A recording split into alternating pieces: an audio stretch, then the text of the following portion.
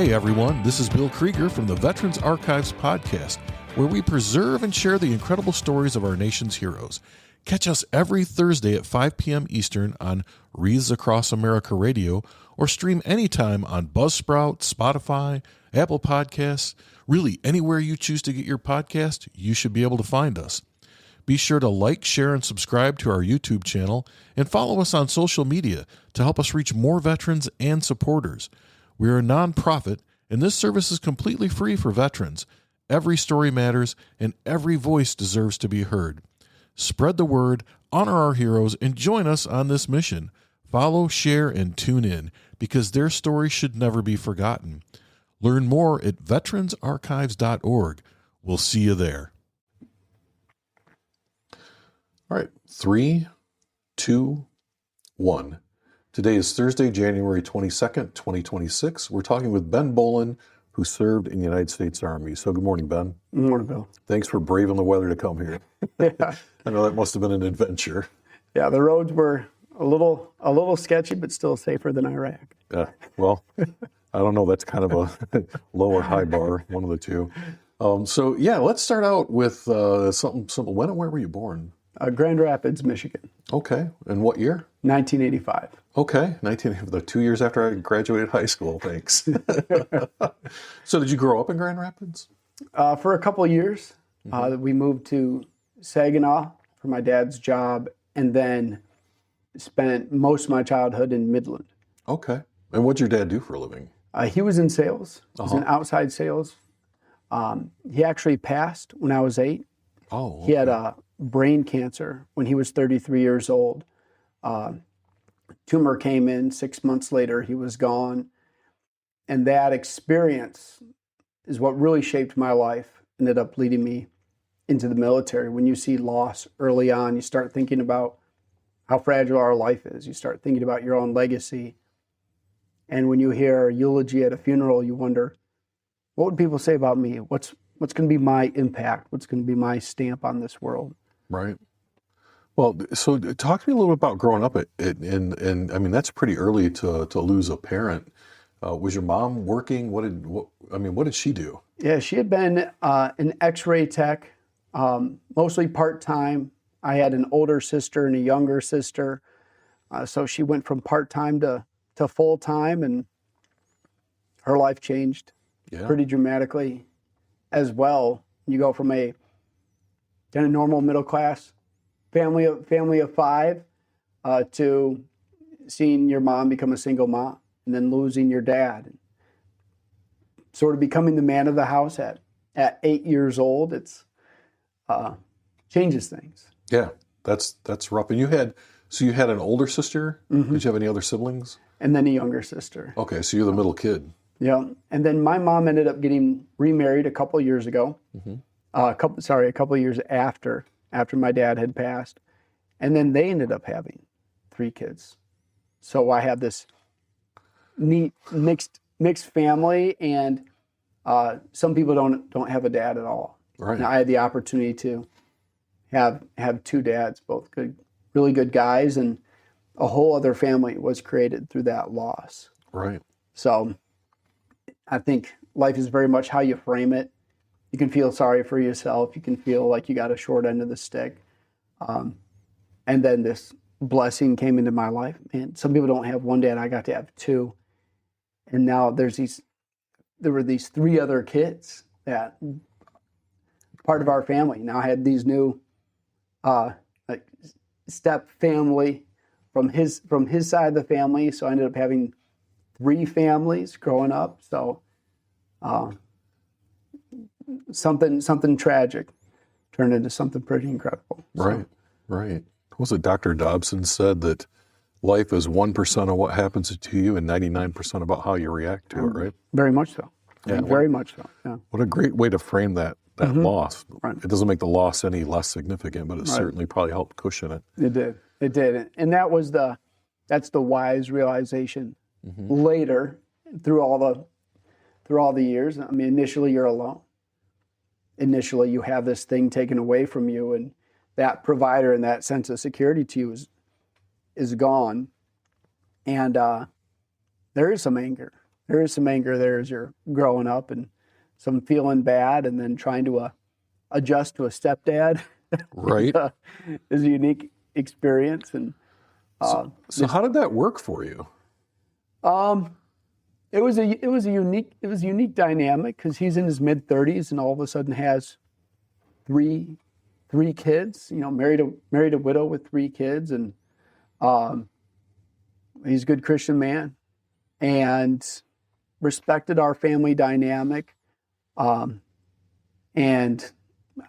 I think really did his very best in what was a pretty complex situation, and our relationship has grown very much since. My sisters, when he came around, called him John, and I was real quick to call him Dad. So I've called him Dad ever since. I don't compare the two. He's my dad. So yeah, and a good man. That's pretty good so you're like 10 years old when all this is happening. Right. Yeah. Right. And then did they start having children like pretty quickly? After they got married, or were these like within a couple of years? They're both in their mid-30s, so yeah, timing's right. a bit unique then. And so they had a daughter, and then another daughter, and then a son. The cool thing is, my grandparents on that side of the family, in their basement, they have their entire family heritage, Dutch heritage, going back hundreds and hundreds of years. And if my younger brother hadn't been born, that family heritage would have stopped. Wow. So when we think about legacy and what that means, this whole family was created out of that loss, like rising from the ashes, and an entire generation gets to continue.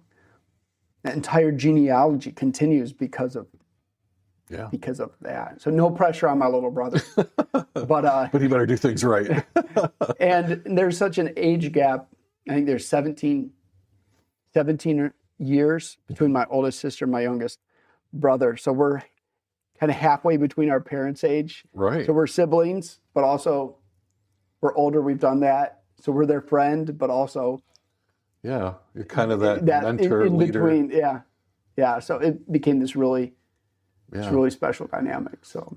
Well, with all that going on, I can imagine it's tough to be a kid anyway. But what was it like, kind of growing up in Midland? And did you have like lots of friends? Did you play sports? Like, what was it like being a kid? My dad, my first dad, had really brought me up in baseball. Mm-hmm. Baseball was a big passion. My stepdad, he was a big basketball guy. He always loved sports. So I played baseball. Ironically, when we first moved into the house after my dad had passed, a neighbor kid walked over and introduced himself. And we've been best friends for 30 years since. Wow.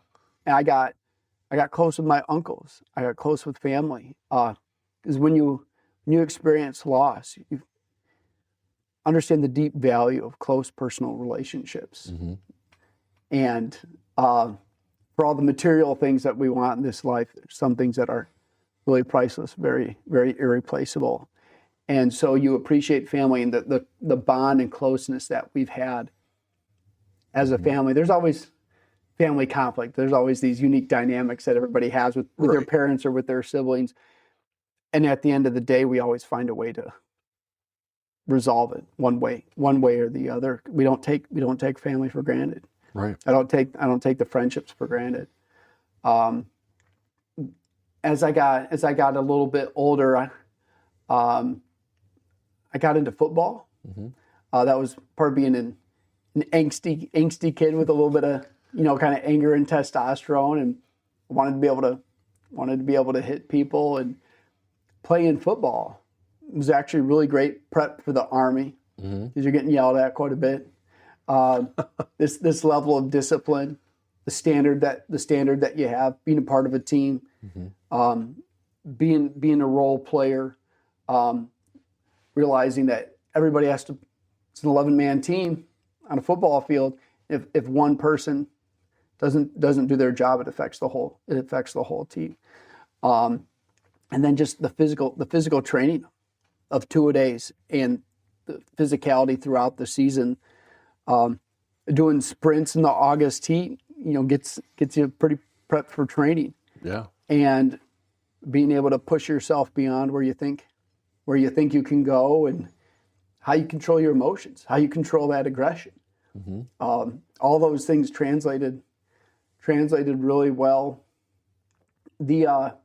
As far as mindset, that's one of the big things I want to be able to discuss today is not just what I did, but very much where my mind was throughout these different seasons. Initially, I wasn't a very ambitious kid, wasn't very motivated, didn't have a lot of goals. I had this, who knows when life can end? Life is so unpredictable. I just want to enjoy it along the way. So I played football, but I wasn't hyper competitive. I wasn't a win at all costs. With my academics, I was a good kid, but I wasn't trying to make honor roll or get scholarships or spending tons of hours prepping for the ACT or anything like that. It was I didn't take life too serious. Yeah, just sort of getting by, right? A class clown. When you've experienced trauma and grief, I replace that with, humor and sarcasm and sometimes a smart mouth. Yeah. Kind of a lighthearted, became a light. I didn't take things real serious. And growing up, there's a lot of cliques. There's kind of the jocks and the band and the drama people, and people are really focused on academics. Midland, it's really academic town. Are you going to Michigan or Michigan State? It's just the way that it was. And I got along with groups of people from everywhere, from every walk of life. I didn't have one single group. And so I'm noticing all these things would translate to the military, because you're everyone from everywhere, and all your differences, you set them aside to focus on the mission, controlling the aggression, the discipline, and how seriously you take things. As we get talking, we'll see how Army really shifted a lot of what my mindset was. You just as you mature and as you grow up and as you see and experience different things. So as I was getting toward like junior, senior year, I'm trying to think, 9/11 was my junior year. Oh, okay. So I was a junior in high school, and I remember I was in English class, and they made an announcement, "Hey, something's happened. Everybody come to the library." We watched it on TV.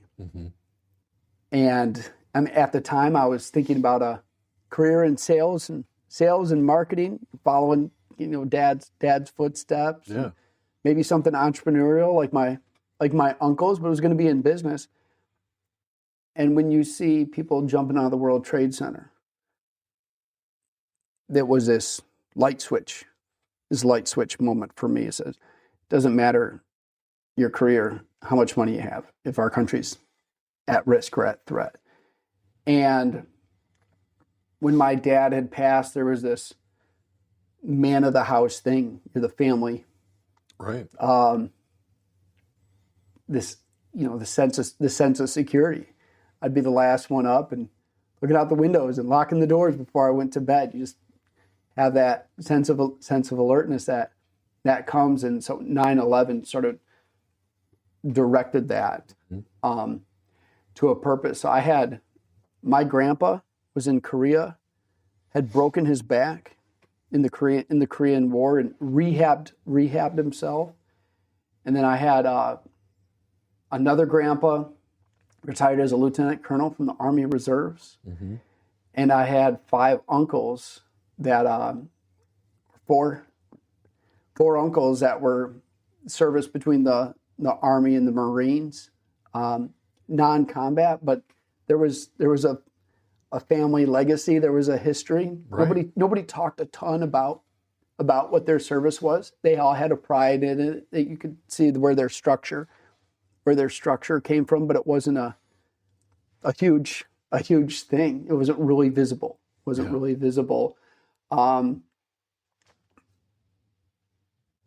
But there was this is a path.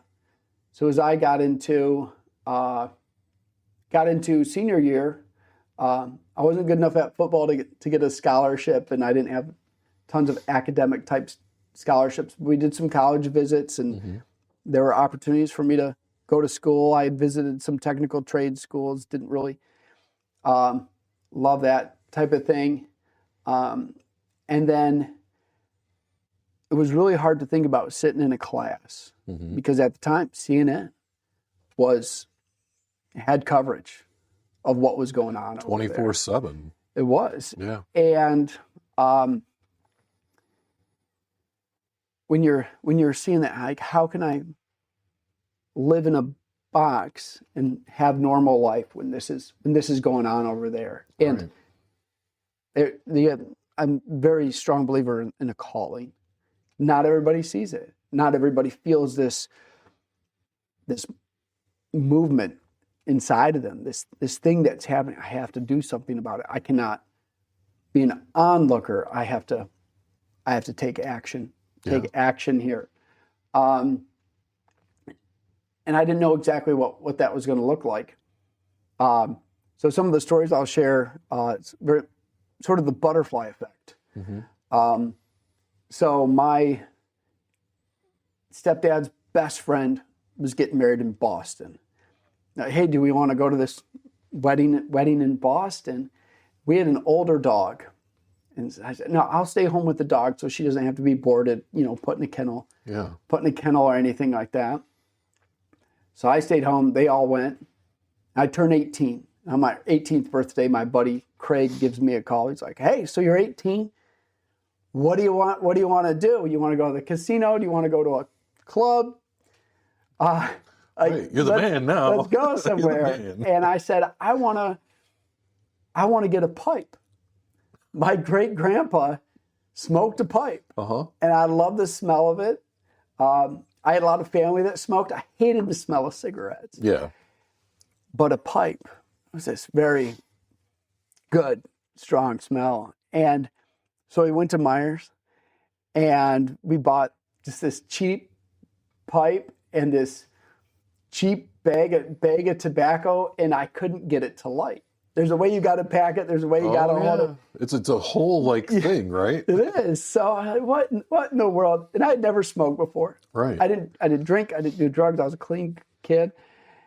And so we go across the street to this tobacco shop. I said, hey, how do you like this pipe? We can't figure it out. And there's this girl there. She's in college. She's like, I don't smoke. I just work here to pay for college. Go talk to the Navy people. They smoke all the time. And so as we're walking down to the Navy recruiting office to ask how to light a pipe, I walk by the Army recruiting office and just there looking at the sign on the wall, and the recruiter just takes his hand, kind of waves me in, and I started talking to him. He said, "Hey, what are you thinking about?" I said, "Oh, we're actually heading down for this." And I said, "Have you thought about the military?" We talked about family legacy and 9/11 and what that looks like. I said, I just don't know if I could make a 4, 5, 6 year commitment. I'm 18. I can't think about 4 or 6 years ahead right now. He said, well, do you know we have a 2-year contract? We have a 2-year active duty contract. What do you think about that? Wow. I didn't know yet. I didn't know you had a 2-year contract. And a couple of weeks later, my family gets home.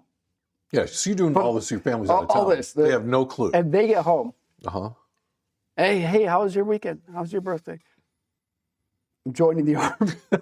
And I bought a pipe. Blindsided. Like, okay. Yeah. A couple of weeks later, I go to MEPS, and this chose to be a cavalry scout. Was an armored reconnaissance specialist, which the recruiting video looked really, really cool. Oh yeah. So yeah. it looked really hard. I don't mean to interrupt, but I got to ask a question. So like you totally blindside your family. However, like, are they on board with this? Like, do they think this is a good idea? Do they not think it's a good? I'm just curious. Because we kind of walked past that. I thought back on these conversations. They weren't against it. They knew I wanted to be independent. They knew I didn't want to depend on them financially. Like I still had 4 younger siblings that needed to go to school that were probably going to be more focused on their academics than I was. So like, just, hey, you have a lot of other responsibilities. Yeah. They were going to help pay for school. You know, they believed that education was a good path. I said, no, this can help me pay for school. This can help me with jobs later on, like take care of the kids. But when I became a scout, like, what is you doing? Oh, I'm doing forward reconnaissance. I'm the eyes and ears of the battlefield. Ben, we're at war. Of all the jobs that are available, you're doing the job on the very front lines that goes ahead of the unit to do recon. Yeah, that's what I'm doing. If I'm going into this, I'm going to go do everything that I can. I want to do the full thing. And so as a mom, I mean, she's a mother. She's got kids. She's lost a husband. Yeah. So I've already lost a loved one, and now you're doing this. So that was tough.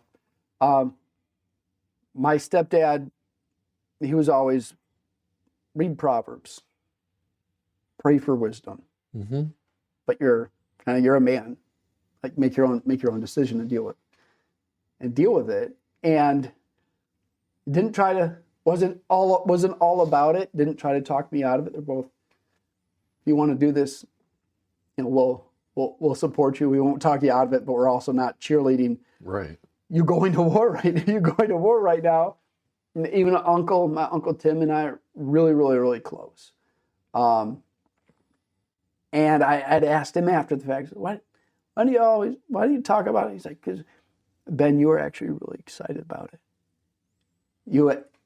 It was like when I talked to you about it, you felt I found something that I'm really excited and passionate about. This is my thing. He said, why would I talk you out of something that you really wanted to do? And I'm curious, like, this is probably like the first time you've been that excited about something in a while. Really it was. Yeah. Really it was. Yeah, I didn't have ambitions and aspirations. Kind of took life as it went. And I see these people in the suburbs, middle-aged folks in the suburbs, and they have their suburban job, and they're 9 to 5, and they're kids. Is that all that life? Yeah. Is that all that life is this thing? And so that led me into the military. One of the ironic things was I was pretty sharp academically. I got a really good ASVAB score. There was an opportunity to be an intelligence analyst, but it was like 26 weeks of training. I said, if I'm going to do a desk job, I might as well just go to college. Right. And so a cavalry scout was called OSA, this one station unit training, you basic training and your specialty training at one place. And so it's funny because my senior year, I co-opted a bank. So I was in khakis and a dress shirt in the day. So a lot of people are very surprised. Right. Like, you don't fit this profile. You don't fit this type that you're this lighthearted, nice guy. You're a good kid. Like, you don't fit this. And everybody had this. Can still be a really negative stigma of the military. Right? Absolutely. As you see that there's this type, and it's just like, no, it's everybody. It's everybody goes. It's that call.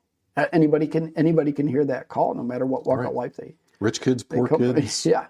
White kids, black kids. Exactly. Yeah. Anybody. Yeah, it's the most dynamic, diverse group of people together, focused on a single mission. It's pretty amazing. So did you sign up in delayed entry then while you were in high school? It was delayed entry program. So signed at 18, so I didn't need a parental waiver or anything. Right. And then I was going to ship. That was March. Went through MEPS in April. A little sidetrack on that. I was deathly allergic to bees when I was in middle school. Went into anaphylactic shock, almost died. Had to go through an immunologist for years to build up a capacity for bee stings. And my recruiter's like, "Hey, do you have anything that?" And I'm like, "No, I don't think so." And I'm sitting there at MEPS. "Have you ever had an allergy?" And I was like, "Man, I could be out in the middle of nowhere, get stung by a bee and die. That's not very heroic." Right. That's not the way I want to go out. So I checked yes. And then the recruiter finds out, you checked yes on the form? What are you doing? Why didn't you talk to me about that? Right. This whole bag. And they're like, they're not going to let you in the army if you have this allergy. It ended up going up to the Surgeon General of the Army for me to get a waiver. And I went to the immunologist back in Midland. They did a check, and I wasn't allergic anymore. And so it actually cleared. And it didn't delay anything, but it was one of those. There's these different things that could have shifted what it was. All these things lined up, and so my ship out date was September 17th, 2003.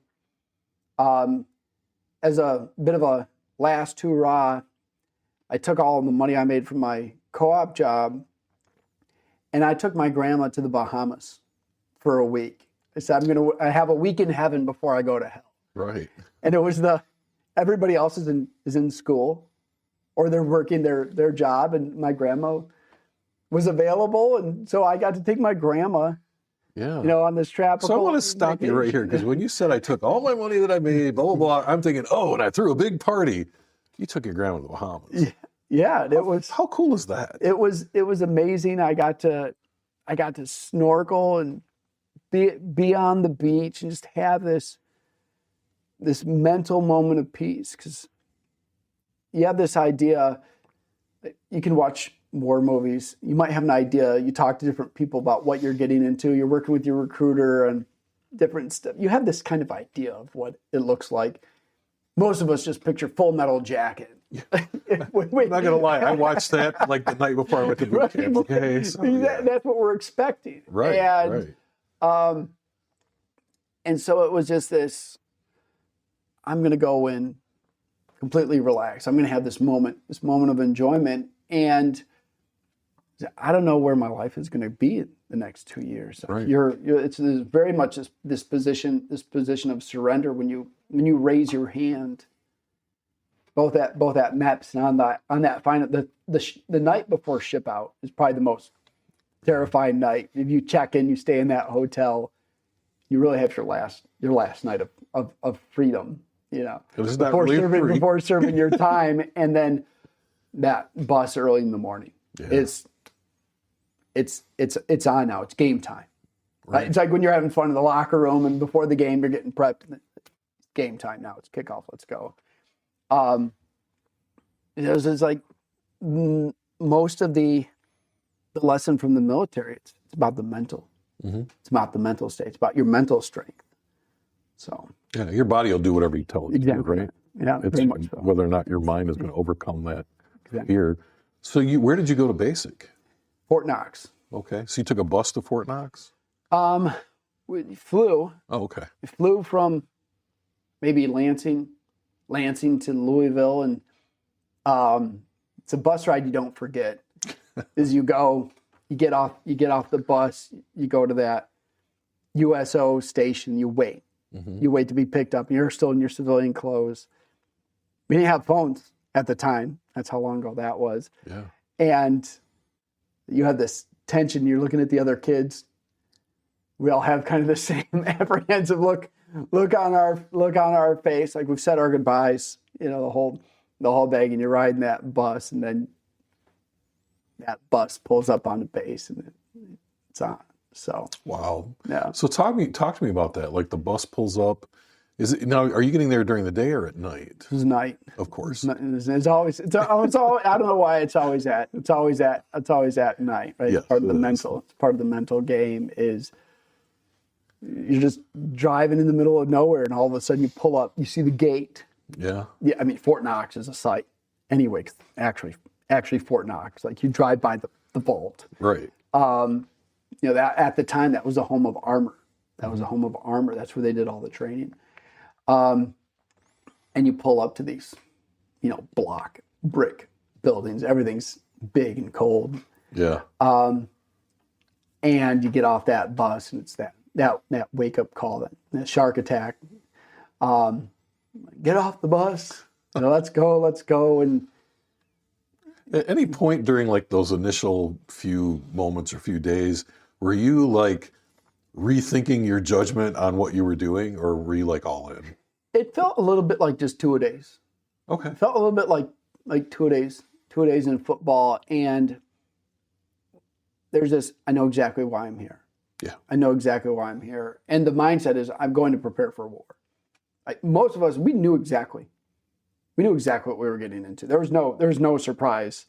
It wasn't just the promise of free college or something. It is active duty. So this is our life. This is what I've chosen. Yeah. What I've chosen to do with my life. So there's you teach me what I need to know. Mm-hmm. It's what training do I need, coach? Kind of mindset is I'm here. It's going to be hard, but it's the good kind of hard. Yeah. So I think that was the mindset. And then I think from there it was just this, make it to the next meal. Make it to breakfast. Make it to dinner. Mm-hmm. One day at a time. Don't think too far ahead, and you learn how to see the light at the end of the tunnel. All right, training has phases. This is the tough phase, and it gets a little easier, and it gets a little easier, and then this happens, and we can always, no matter how dark the tunnel is, how far, you can always find that glimmer of light. There's always some carrot that's taking you to the next thing, and you always have to find it. So it's interesting you bring up about the meals, because you're right. Like, no matter what you're going through in basic training, they're going to feed you. Right. So you're like, whatever you're doing to me right now at 11:45, I know we're going to get a break and eat some food. Like, it's not about the meal. It's just like, I never looked at it that way. Yeah. That's funny. Yeah, because as you go through, you see people starting to have breakdowns. Yeah. You see people who've been recycled from training. You see people that have been held back for whatever reason. They couldn't pass the swim. They couldn't get down to weight. They missed something. Because when you go and you're in that holding period, remember it was Echo 515. It's funny how you remember these units from 23 years ago. I was in 005 was my unit when I went to Navy boot camp in 1984. You're absolutely right. Yeah, so you remember these it's imprinted on you. It is. It's imprinted on you. It's right? who you These things are exactly. And so you're there and you see these people that are in various stages of transition. And I mean, being a scout, it was very much like being on a football team. Mm-hmm. It was at the time, it was all male combat unit. Right. Most of these kids they're athletes. Tough kids, sharp kids. We have a little thing against it. You have to have a decent ASVAB score to become a scout. They won't just take anybody, kind of thing. That's the military, right? So for anybody like watching this going, what the hell's he talking about? It's like your ASVAB that kind of determines your career path. So Absolutely. If you're going to take that test, I think you should take it seriously. Right. But you're right. But just like in regular life, right? You have people who perform this job and you have people who perform this job, and these people may never get to this level, and and so on. So everyone has kind of their place. Now I think you also can do things to better yourself, but yeah, I mean, there's just certain things that some people can do that other people can't do. Right. It's a fact. Yeah. And it's that way in the military. Yeah, and it was being there on purpose. The other job was systems intelligence analyst. Hey, you have this great ASVAB score. You could do this really cool job. I was like, no, this is the job. This is the job I chose. So I chose it. And so a lot of people will try to compare the Iraq War to Vietnam. Said, yeah, except for the fact that it's a volunteer force. Right. Except for the fact that we're not drafted. Yeah. Except for the fact that we knew what we were getting into. Nobody was really surprised, except maybe the old timers who hadn't seen a whole lot yet. But I mean, joining in the early years post 9/11, like, the culture in America was something special. People would see on the street, they'd see your Army bumper sticker or whatever it was. But thank you for your service. Hey, go get them. Yeah. Hey, yeah, go. There was a sense of unity. Our boys are over there. Our boys are fighting. Very reminiscent of World War II. I mean, we didn't have victory gardens, right? But we supported our troops. Exactly that. So one of the coolest stories from basic training, it was March, I think it was March 2003. So the invasion of Iraq is happening. Had happened. Man, I'm getting my time messed up. The invasion of Iraq had happened, and then when I was at basic training, they actually caught Saddam Hussein, and they brought us into the TV room to see that. And one of these neat things, I ended up going to the unit that was spearheading the invasion of Iraq. So there's these neat little things that lined up. Yeah, absolutely. So you get through basic, and now you're in the program where you just stay there basically for your AIT, right? You stay at Fort Knox. Exactly that. So did it feel like AIT was kind of an extension of basic training? Very much so. Yeah. Very much so. They have different colored phases. I think red phase is the hardest phase. You have your little earplug. We had a little earplug case. Oh yeah. Colored tape on it, so you know. And it was strict. It was strict because we would see other people on the weekends, on off hours. You earned certain freedoms. We were in higher phases, later on phases than some of the other units, not scouts. Right. 19 kilos. There were tankers, and there were, I think, wheeled vehicle mechanics, maybe a couple other ones that were there. Like, oh, they get to go to the PX and shop at.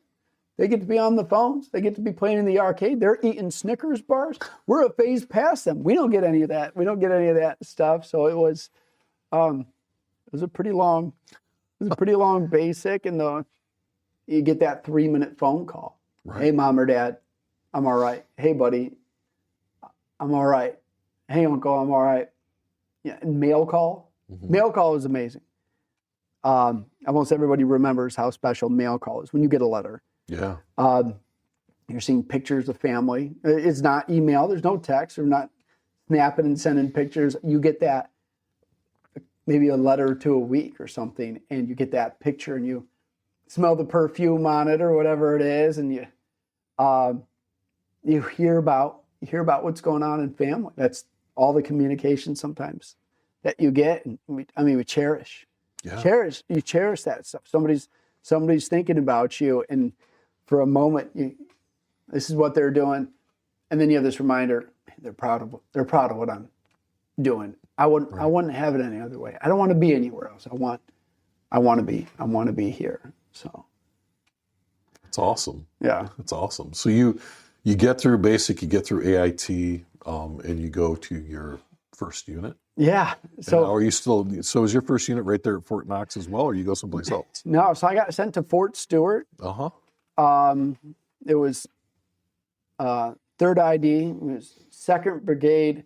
It was Crazy Horse Troop 37 Cav, Gary Owen, with a bunch of guys from basic. Actually, a bunch of the guys that I had come in with from day one. Maybe 8 of us got sent to the same. I mean, the Army's so big. All the scouts for this, session are training for a dozen of duty stations, and each squadron and troop everywhere you can go. To actually show up in the same platoon with somebody is very rare. Yeah. Very, very, very rare. And like Crazy Horse, the guys that were going to be our NCOs were about a 6 months out from the Iraq deployment and spearheading the invasion. So the guys that are training us up for our deployment, they talk the talk, they walk the walk. They've seen what combat's like. They know what deployment's like. They know this training is going to prepare you for what you are going to see. There's no question about it. There's no theory. It's not abstract. It's not hypothetical. This is what it takes to survive as a Bradley crew. And third idea is unique. Bradley is heavy armor, heavy mechanized. So you become a Cav scout and you're thinking light recon, forward reconnaissance, and you show up to a 32-ton armored vehicle. This is not necessarily the idea. Not what you said. The idea that I had in mind. I imagine light recon. This, and being part of heavy armor. But to be a part of that group, and that group has an amazing history. So the 7th Cav, ironically, goes all the way back to Custer. I was going to ask about that because I remember when we fell under the 2-7, it was like, oh, Custer, I hope this doesn't happen to us. and then later was Hale Moore. Yeah. Like we were soldiers. Yeah. 7th Cav. Like it was the air Cav at the time. And Gary Owen is what they say, and we were soldiers. So it's this same, in the military, there's always this unit history. Right. There's always this. Well, that's kind of a parallel history too, because when you think of Gary Owen, that's something completely different from like the lineage of General Custer and so on, right? So yeah, it's a very storied group of people. Yeah, because you think about the cavalry, you think about these guys, mounted horseback, riding into battle on a saber in the charge. Right. So it was that. So that history is there. Part of it is you earn spurs. You wear a Stetson. I think it's the coolest thing. The Stetson. I do like the Stetson. The Stetson is pretty amazing. You have your sort of John Wayne moment. You can grow up and become a cool cowboy. So yeah, get to that unit, and is a pretty strict unit. These guys didn't mess around. These NCOs didn't mess around. It was the morning inspection, morning PT as a unit. We go hard during PT, rotating through combatives. Time in the motor pool, like your vehicle is your lifeline. You need to know how to care for it. Like shoot, move, and communicate. Yeah. Almost everything that we did all the time. And then when you're off hours, like you're building this brotherhood. These are the guys you're going to war with. So you're building relationships by playing pickup basketball or going out together and hanging out in the barracks. And most of the barracks stories are all classified, as anybody who's been in the barracks knows. Like what happens. This is like a wild young combat guy. Vegas, right? Right, exactly that. Like what, but it's,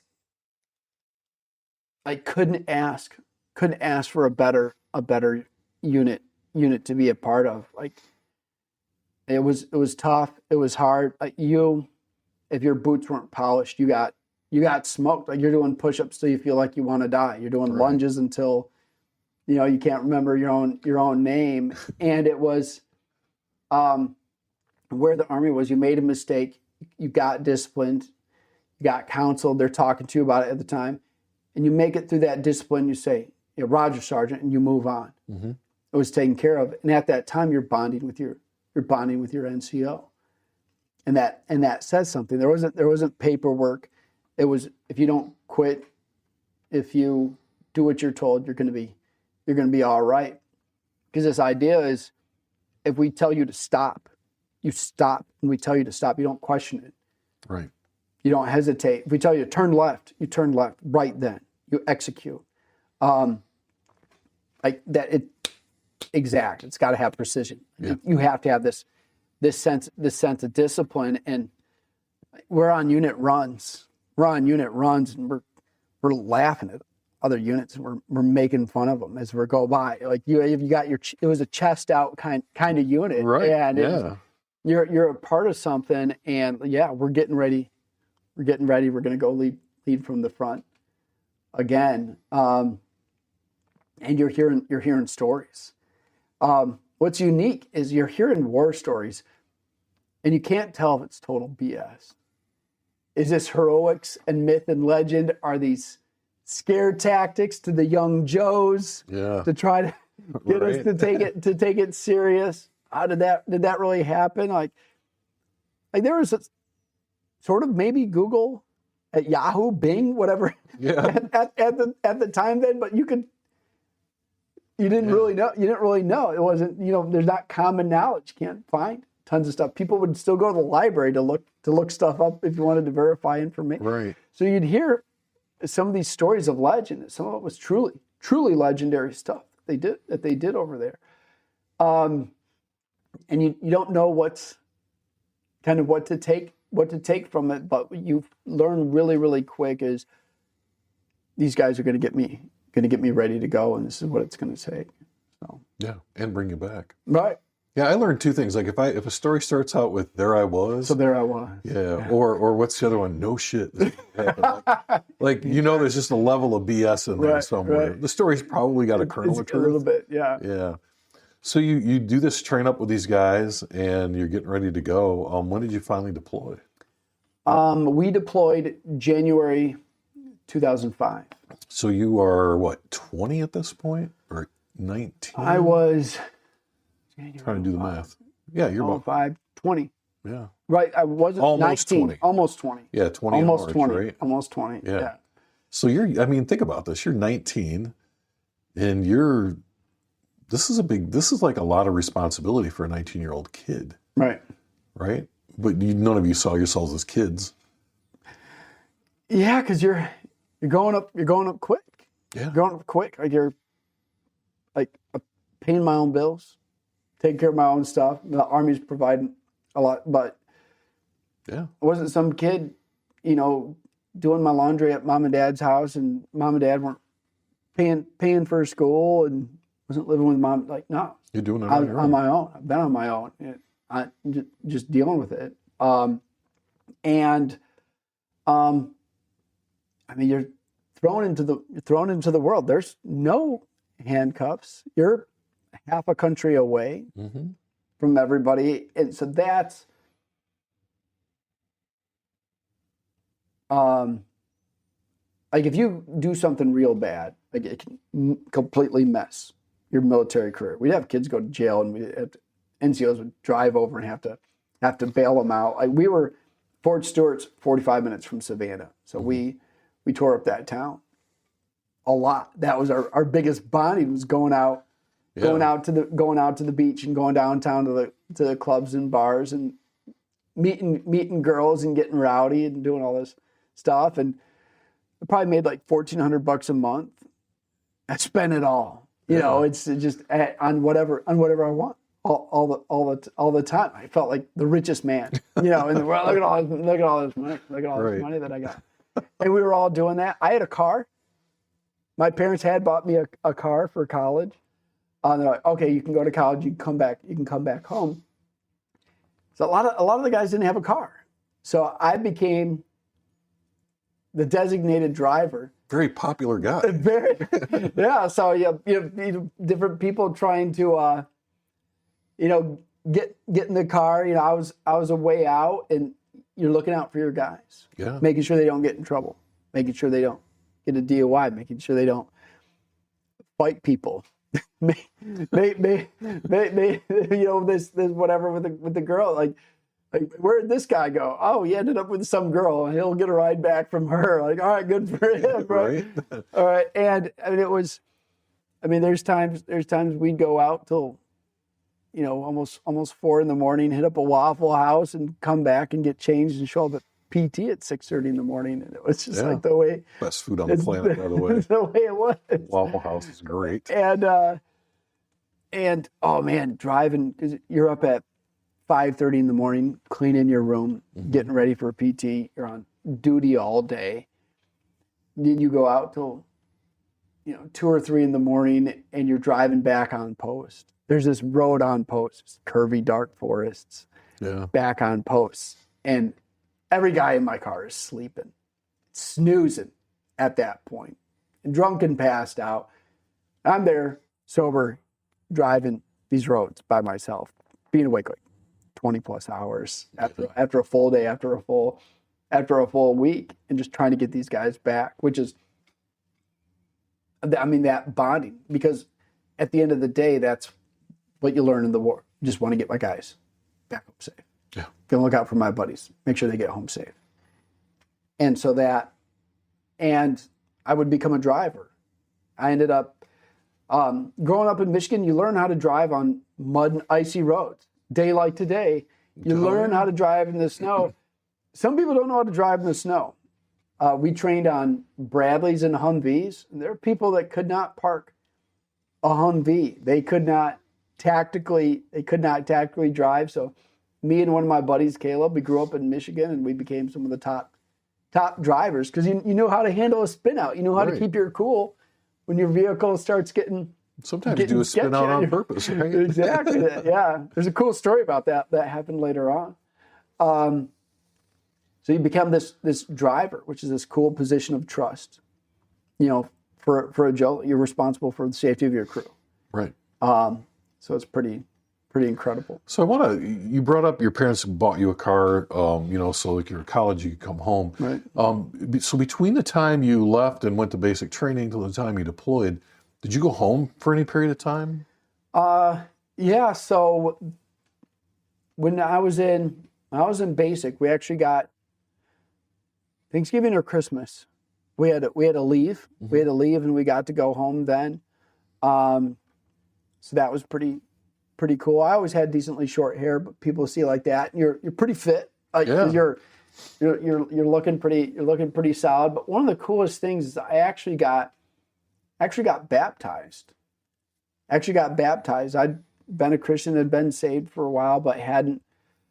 Because Lord, I don't know what's going to happen the next 2 years of my life, but my life is in your hands. Whatever happens, your will be done in my life. And I got baptized in my home church. That was a cool moment. And you come back and you talk to old girlfriends, seeing if a spark Right. is still there. That was always interesting. And talk to some people, you're out there moving your life forward in full gear. You see some people they're screwing around. They're not doing a whole lot of anything. So you get this mix of, but there's this confirmation of I'm here on purpose. I'm proud of what I'm doing. I wouldn't want to be doing anything else. And like I said, we had a close family, and you miss family. You do miss. I mean, we were a family, like the 8 of us at the dinner table together.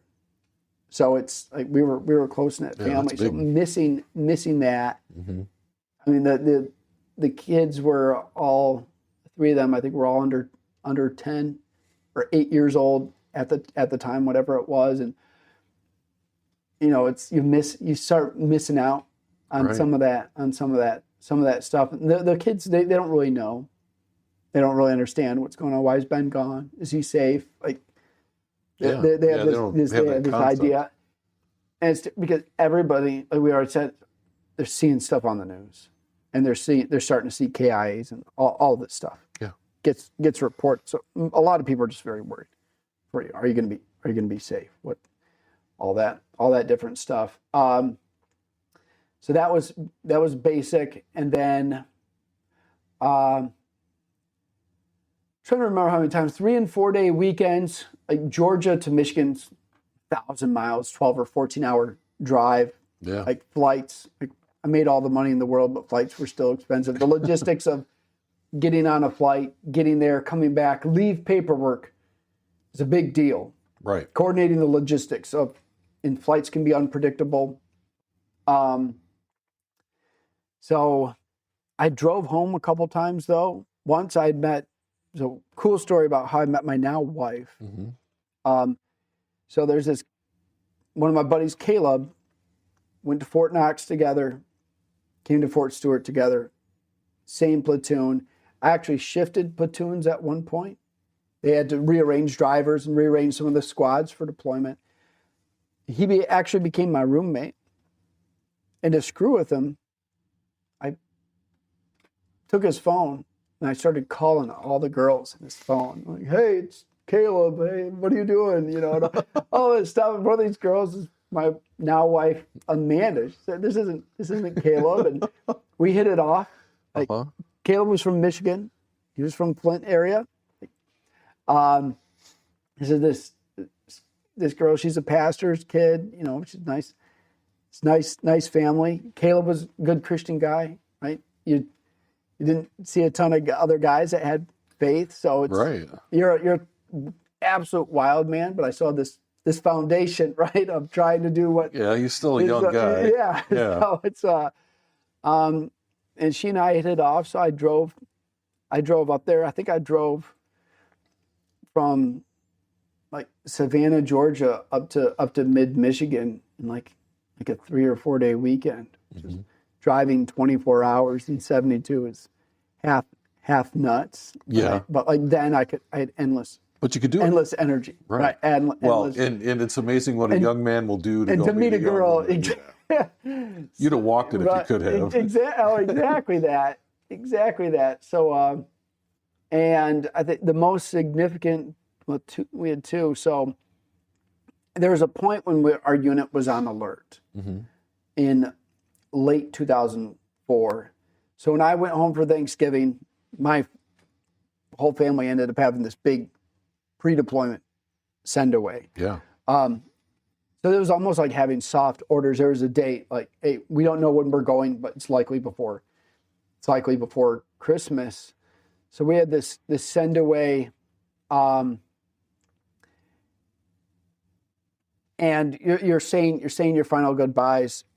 Came back to base. Okay, it's actually going to be January. So I actually got to go back for Christmas. Oh, and this girl and I would actually grown close, really fallen in love through this process. Like all these country love songs. There's all these songs about, you know, soldiers deploying and being gone and coming home and all this. Right, this is like the heyday of that music too. Exactly. Oh yeah, absolutely was. So it's just like these. You're this warrior who's also like in this, you know, sensitive, you know, guy in love and all this thing. And it's, we have a couple of pictures of me walking to the plane, the last time, because you're saying goodbye, and now we have orders. Here's where we're going. Here's what we're doing, and we're getting mission briefs about what's going on. The news is still happening, and I know what I'm getting into. Yeah, it's for real. And so when you say goodbye, like, you don't know if there's going to be another leave. Like the emotional toll of this is the final goodbye. It's not the final goodbye. This could be the last moment. Like that's part of that mental angst. Like it's amazing. Like this live like you're dying. Yeah. Mentality. Like we may not get tomorrow, so let's whatever tonight. Like there's this whole like 12 country songs going on right now, right? Yeah. Exactly. Like you're in this moment, and what's beautiful about it. Most of my time now, I'm planning for the future. I'm thinking about all these other things, and how rare am I? Absolutely in the moment. Absolutely present, and we have today. And I'm just thankful for today. I'm not worried about tomorrow. I can't control tomorrow what happens. We think we can control it, right? Control is a myth, right? Right? Yeah, we don't control it. And so it's this roller coaster life. And it's a special thing, and it's probably rare to experience outside of the military of this. Yeah. Yeah.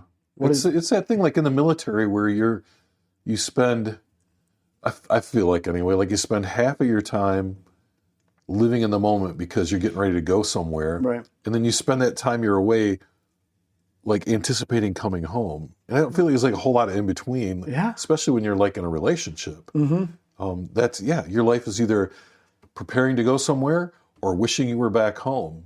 But in the middle of all that, you've got to be in the moment wherever you're at, or people get hurt. Yeah. Well, we had one guy, one NCO, he gave us this little safety briefing. Mm-hmm. He said, because you end up, you see stuff. You see people live, you see people die, you see people get hurt, people come home unscathed. And they say, guys, when it's your time, it's your time. If it's your time, you're going to slip and crack your head in the shower. Right. If you're going to go over there fighting for something you believe in. So you just get this perspective, like, will my number get called? Yeah. If it does, it's going to get called. And ironically, on my final Christmas leave, I totaled my car. I was driving I visited the same buddy who helped me buy the pipe when I turned 18. I Right. visited him in Mount Pleasant. He was going to CMU. And then I was going to go see my grandma, the same grandma I took to the Bahamas. So I'm driving an M55, and this truck pulls out. Apparently didn't see me. And I totaled my car. And I get out of the car's smoking, and I have a single scratch on me. There's glass absolutely everywhere. Airbag deployed. The front is completely smashed in. There's glass all in the back seat. I had tons of my stuff from the military that I was going to put in storage. All this stuff. Glass absolutely everywhere. And the police officer showed up to the scene. Like, are you sure you're fine? Like, look at your car. There's glass everywhere. Like, this whole thing. Yeah, not a single, which is one of these moments. Right. Like, it could have just happened like right there. Something could have happened. Even if I'd been injured, it could have delayed deployment or made me non-deployable or anything. Could have been a life-changing event. Anything else. Exactly that. So I didn't have to pay to store the car. So that was taken care of. You know, I just want to stop here for a second. I admire the way you take things and find a positive in it, right? Like a lot of guys would be like, "Oh, my car's wrecked," and you're like, "Oh, I don't have to pay to store it. I'm going to drive it." We were trying to figure out, does it go to my younger sister, who's about 16 or needs a car for if she goes to college, or what do we do with it? Do my parents need a second car? Like, they just take it back to them, and that was handled. Yeah. And so it's because you find that, in the military you get this. Sometimes it's dark humor, sometimes it's deep satire. Yes. Of it's amazing at the time you have the gift of, this is a life or death situation. This is when I need to take things serious and be locked in. And this is not a life or death situation. Mm-hmm. And you end up having this ability to navigate between which one. Some of the most hardcore guys I ever met are the most lighthearted, goofy, funny guys until the moment it's business time. Right. And you see it. You see it's the switch. All business. Exactly. And it's cool to see. And that's a skill. It's a skill you adapt. So. Yeah, absolutely. So so you make it back to base one piece. Yeah. And then so when did you finally deploy? So it was, I think, January 10th, 2005. Okay. So in seeing, because there's married guys, in the unit, guys with kids. It's different. 19-year-old, you have nothing to lose, really. I said my goodbyes. I told my mom, said, you got $400,000. If something happens to me, then go grieve in Hawaii for a year. Right. Like, pay off the house, send all the kids through college.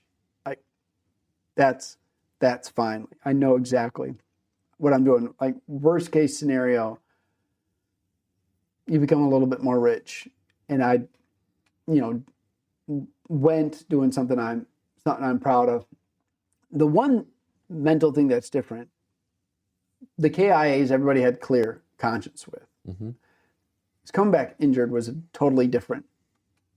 Coming back changed. Mm-hmm. You lose a limb or something else. That was a whole different thing of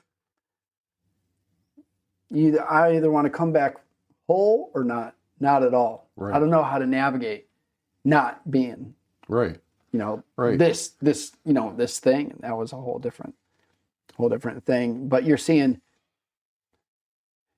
because even some of the hardcore guys, when you see them say goodbye to their families, mm-hmm. like you start to see, this is what it's really like.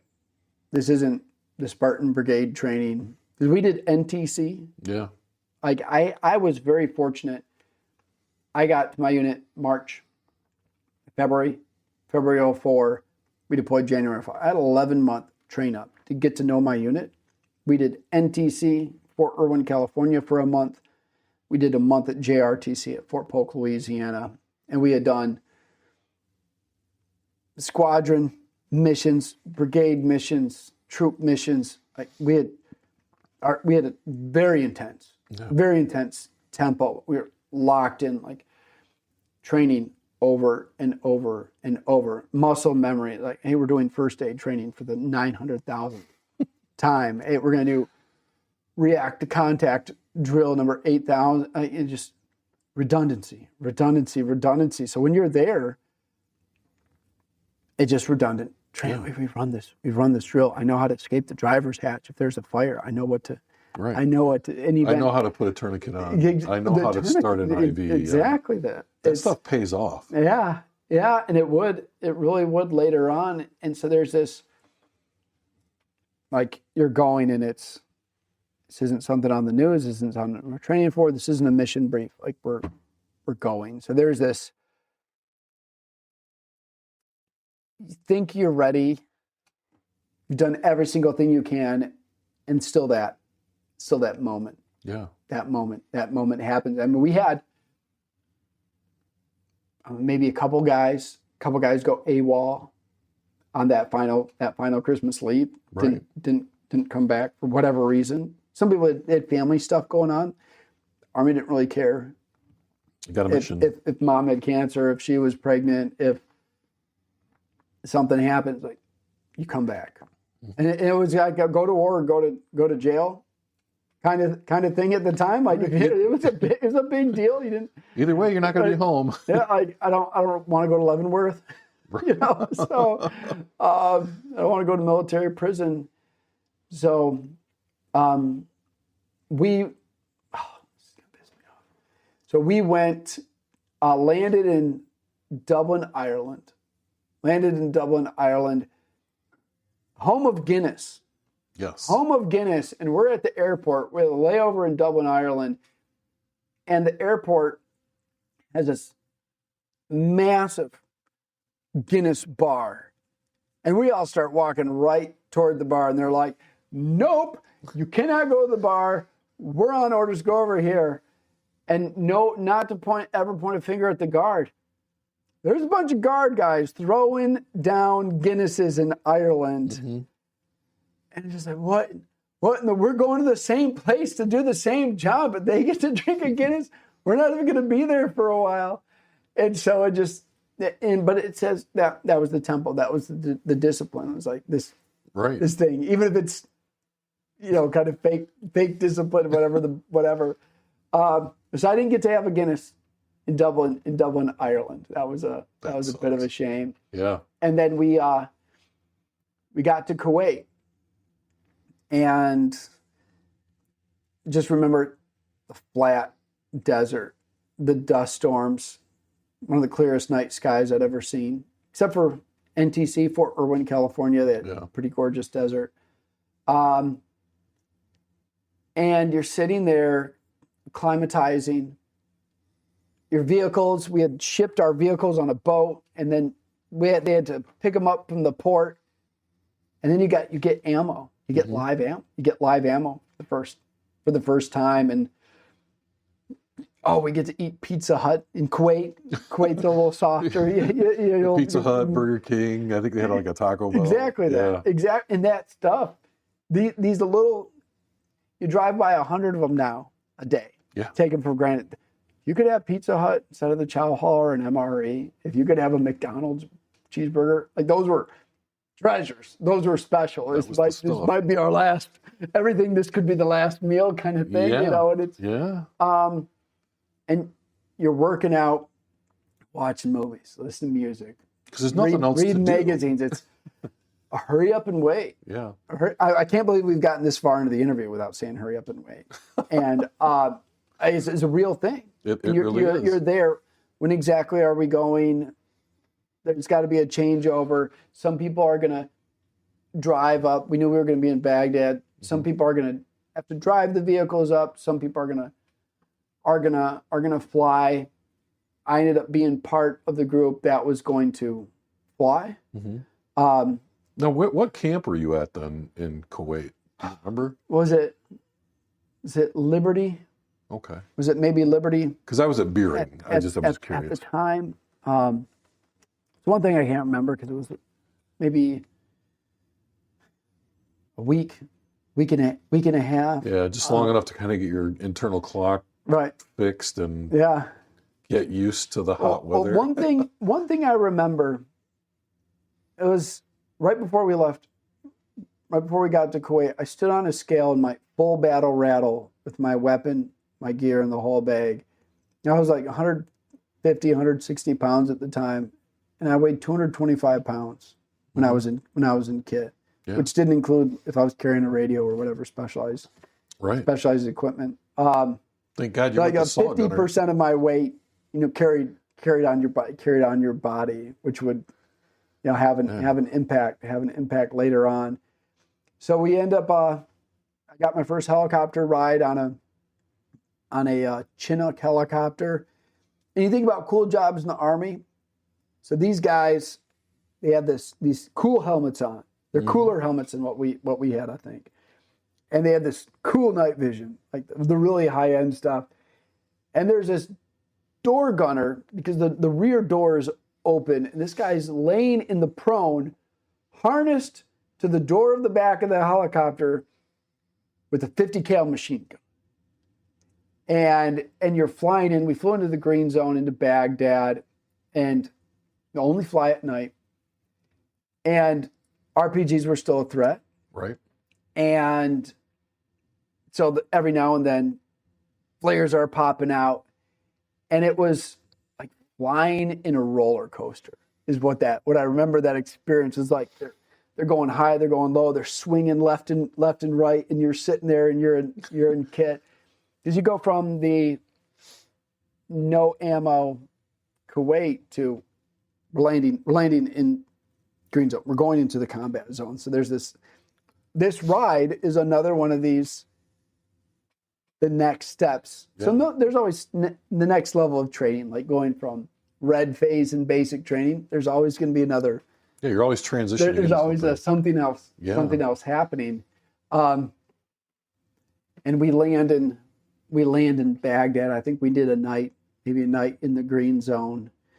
And then took another helicopter from, hold on. Oh, I screwed it up. No, we took a plane.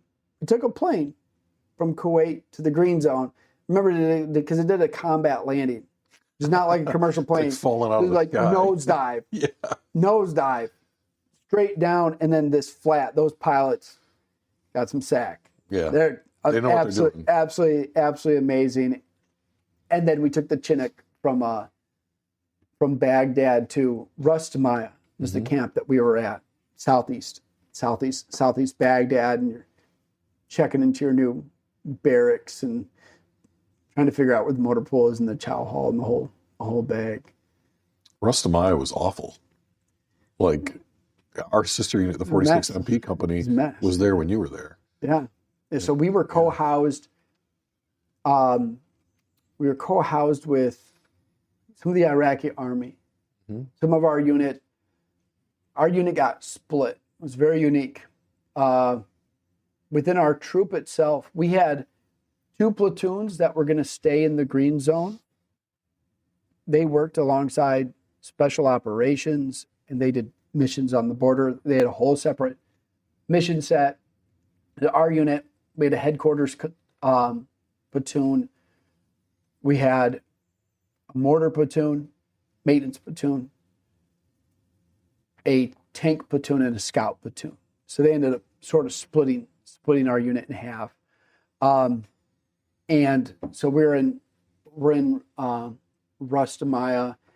And then some of the guys from our unit were also going to be training the Iraqi army. Like Saddam has been caught at that point. The goal is to transition from a full coalition force to prepare for the elections. That was to try to transition power to the Iraqi government and the Iraqi military. So it's in a bit of transition stability. There was the Mahdi militia. It's very violent militia. A lot of bad things still happening. It's a war-torn country at this point. Right. Trying to stabilize, kick out the bad guys, put in a stable government. That's what the mission. That's what the mission set was. And we were first assigned to a neighborhood in Baghdad, running presence patrol missions and listening to the mosques. It was a bit of our intelligence. A lot of communications happened through the mosques. Counterinsurgency, winning the hearts and minds. Coin operations. Coin operations. Yeah, I remember that. And navigating rules of engagement. Those were some of the really big kind of themes of what's happening at that time. Yeah. Let's take a quick break. Hey, listeners, we need your help to keep the Veterans Archives podcast going. We're a nonprofit dedicated to preserving the stories of our nation's heroes, and we provide this service completely free to veterans. Your support helps us record, share, and archive these incredible stories so future generations never forget the sacrifices made for our freedom. Every donation, big or small, makes a difference. Visit veteransarchives.org to contribute today. Help us honor their service by ensuring their voices are heard. And thank you for your support, and thank you to all the veterans who have served our country. So you get in, you get settled in at Rustamaya, and then you're like running missions then. Yeah, so we did the left seat, right seat ride. This transition, I can't remember exactly who we transitioned from, and taken over, and we learned to run with a very aggressive tempo. You react to contact, push through contact. Like our guys, if we're driving in the Bradley or the Humvee, our gunner is out of the turret, scanning. Shout, show, shove, shoot was our rules of engagement. The main threat at the time was IEDs and vehicle-borne IEDs. Yeah.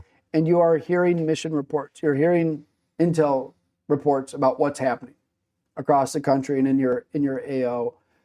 And so we ran with an aggressive tempo. Like if there's a car coming up, because you're interacting with a fully moving civilian population. Yeah, they're going on about their business, right? Yeah. And you don't know who's the good guy, who's the bad guy. So 90% of people, they're kind of indifferent. I would say about 5% really supported what we're doing, and 5%, you had to watch out for. And so our rules of engagement, you don't want to. These 90% of people that are indifferent, you can push the wrong way if you do the wrong thing. Right. And those reports were happening on the news. You'd hear people violating stuff and what was happening. Like it was bad. It was bad. If you brought public attention to the unit, it was bad. It was bad news. But that shout, show, shove, shoot was because you're sitting there, you're showing your. We ran like M4 carbines, most of us. Yeah.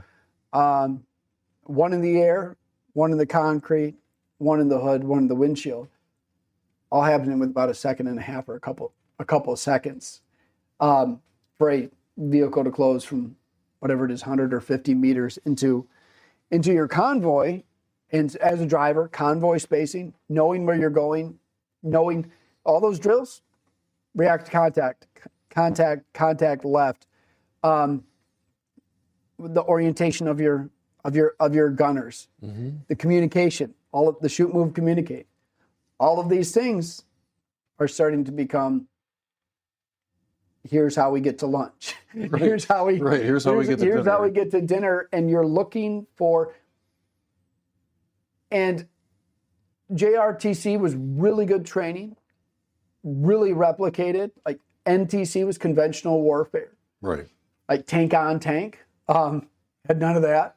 They did when they invaded, but we didn't at that point.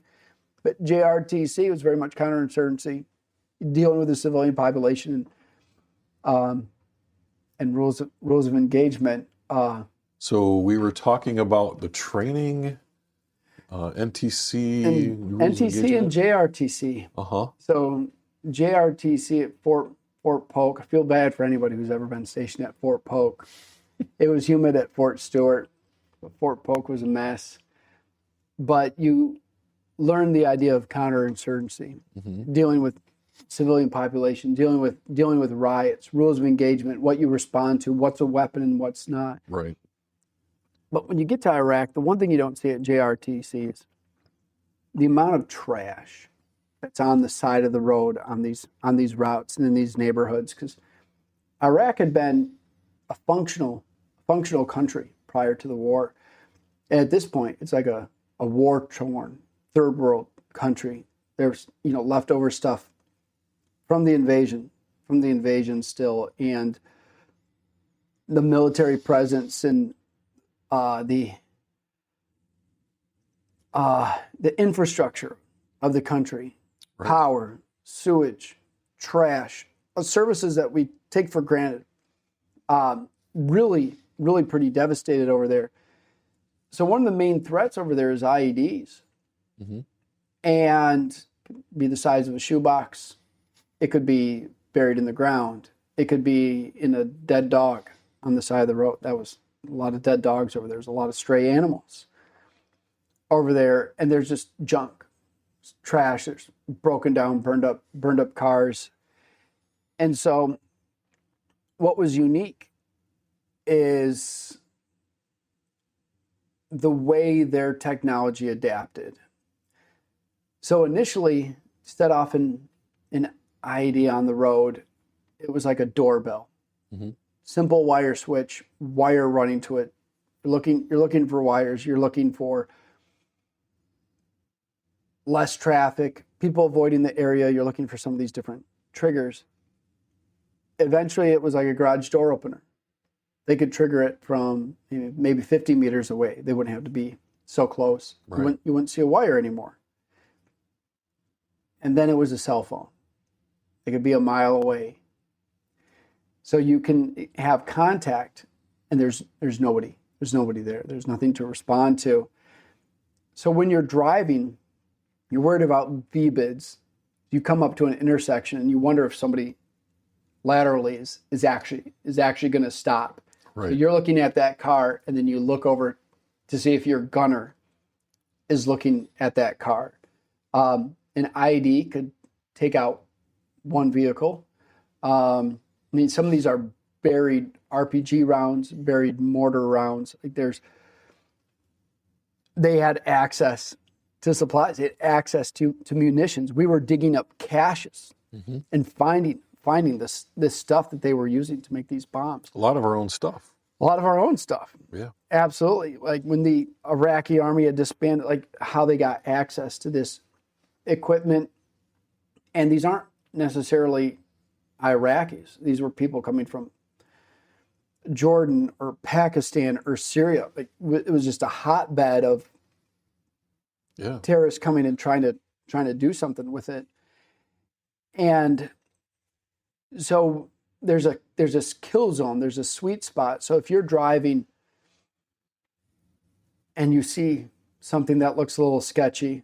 And now the roads are not these paved roads like potholes in Michigan. Is that a pothole or is that an IED? So there's this moment you drive, moment you hold your breath, your whole test tightens, and then you pass the kill zone. And this is happening multiple times a day. Vehicles coming up, you wonder if they're going to stop. You wonder what the response is going to be. You hear, boom, boom, a couple of our warning shots pop off real quick. And one of the craziest stories, I want to talk about the news real quick, about how fast information traveled. Yeah. So I'm walking from my barracks to the chow hall. It's, quarter mile across base. And I hear this explosion, and you hear explosions pretty routinely. Like everything is, these are FOB, these forward operating bases. There's always stuff happening. And I heard this boom. It was a big boom. I see smoke coming from kind of downtown Baghdad. I get to the chow hall. I mean, this is 90 seconds. On CNN, a car bomb hits the Palestinian hotel in downtown Baghdad where the media was. Yeah. And so I see smoke, and 90 seconds later, it's being reported live on CNN. So you're seeing this stuff happen, how quickly information can pass. But a car bomb will wipe out a convoy. It'll wipe out an entire. Take out a building with the right car bomb. Yeah. So most of this building had been hit. Yeah. Really, really hard, and all the routes. How routes are labeled is important because there's a story later. So you have green routes is, it's safe to drive on. Fuel tanker convoys can go on green routes. Yellow routes, like up armored Humvees, no soft shells, like contact possible. Red, like contact likely. Armored only. So that's our tanks and Bradleys. If the route is labeled black, is not safe. Do not drive on this route. So when we're doing route recon, part of my job is to understand where are we going, what's the route. If you turn off the wrong road, you can go from a route that's been secured because it's rotating engineer units, NP units, and us rotating like 24-hour presence patrols. Yeah. Rotating through. One of the craziest things, we had the unit next to us throughout the war. I think they lost 36 soldiers, and they rode casual. They weren't very aggressive. They were under the hatch of their vehicles.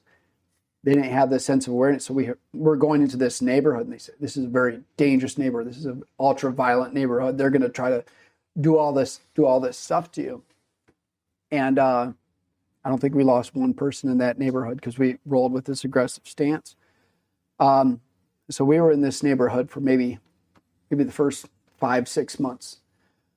One of the wildest missions we had is we did this. One of the winning the hearts and the minds was we handed out frozen turkeys to these folks. And so we're in sort of this plaza park surrounded by all these tall buildings, and you're interacting with kids. A lot of times you're interacting with just normal families, and so you don't know who's good, who's bad, any of this different stuff. And I had a heart for the kids because a lot of these little kids are the age of my little siblings, Right.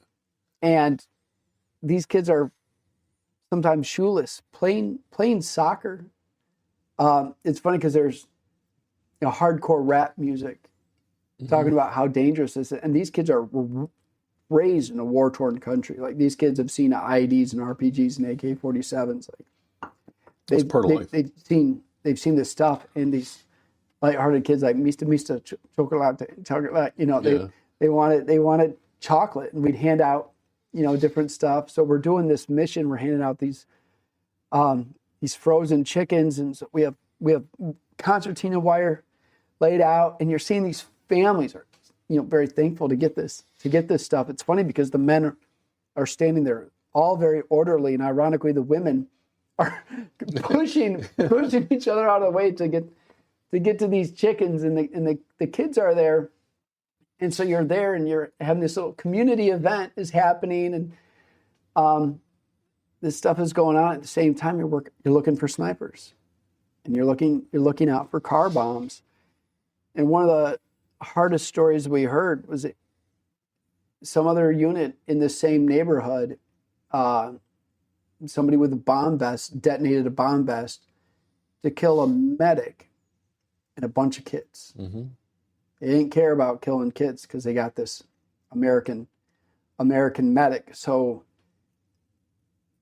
you're so tuned in the moment, and at the same as you're doing this humanitarian mission, and at the same time you're ready for anything to happen. You see a shadow, you see a glint of something, and you're looking over, you're looking at your buddies, see if they see it. You're calling stuff out, and then it's, hey, we need more chickens over here. This rotation of happening, and you're seeing these kids acting like little kids while all this stuff is happening. It was a very unique situation. Did you find that it was you got used to things? You know what I mean? Like, right. Like when you first get there, as opposed to when you leave. Like you get used to certain things. Well, you normalize these circumstances. Yeah. What becomes a normal day in our life, is that military can share stories that most people don't understand. Like, as a normal day in the life, and sometimes you share it like, that's not a normal story. That's not like, because it was, we've talked at the beginning from joining the military and how your mindset changes, mm-hmm. to getting ready to leave your family, to basic training, to pre-deployment training, and the acclimating to your unit, and you're learning your job. Yeah. And so you're not suddenly there. This is all happening in these. It's all these subtle changes, right? Exactly. To you. Exactly. They're big changes to someone. To somebody. Right? Yeah. You tell a story about something that happened over there to a certain group of people, they're going to look at you like you got a second head on your shoulders. Right. Like, that's not normal, but you're absolutely right. Like I think that's why I'm fortunate. My son served in the Army as well. He deployed the year after I got back. Okay. And we can talk. Right. But it makes for an interesting conversation, like at Thanksgiving, when third party. Yeah, when people who have not lived it are like, "What? You did what? Or that? What happened?" And you're like, "We're just having a casual conversation." Yeah, it was just another day. So how long were you there then? I ended up being deployed for 12 months. Okay. January 05 to January 06. Where things got a little wild was May 05, mm-hmm. We'd been in country. We had our op tempo. We were running missions. We were doing our rotations. If you weren't out on the road running patrols, you were doing maintenance. You were in the motor pool. As a driver, I had to keep a Bradley and a Humvee fully mission capable at all times. Full-time job. You could be out on a mission for 18 or 24 hours. You come back and you go into refit. Right. You might get time to get something from the shop get a meal at the chow hall. Like, they have this nice chow hall. We didn't have a ton of meals there. Like, we were out on the road all the time. And I mean, it got up to 130 degrees. The roads, the concrete, Bradley track was not designed for 130 degrees to be driving on concrete. It's designed to be driven on dirt. So changing out track, and it was massively physical job. Breaking track with a sledgehammer and trying to get it to line up. It was physical work. And even when you're on base, mortars and RPGs are still a threat. Like, your weapon is on you. You don't have a magazine in it. You're not live.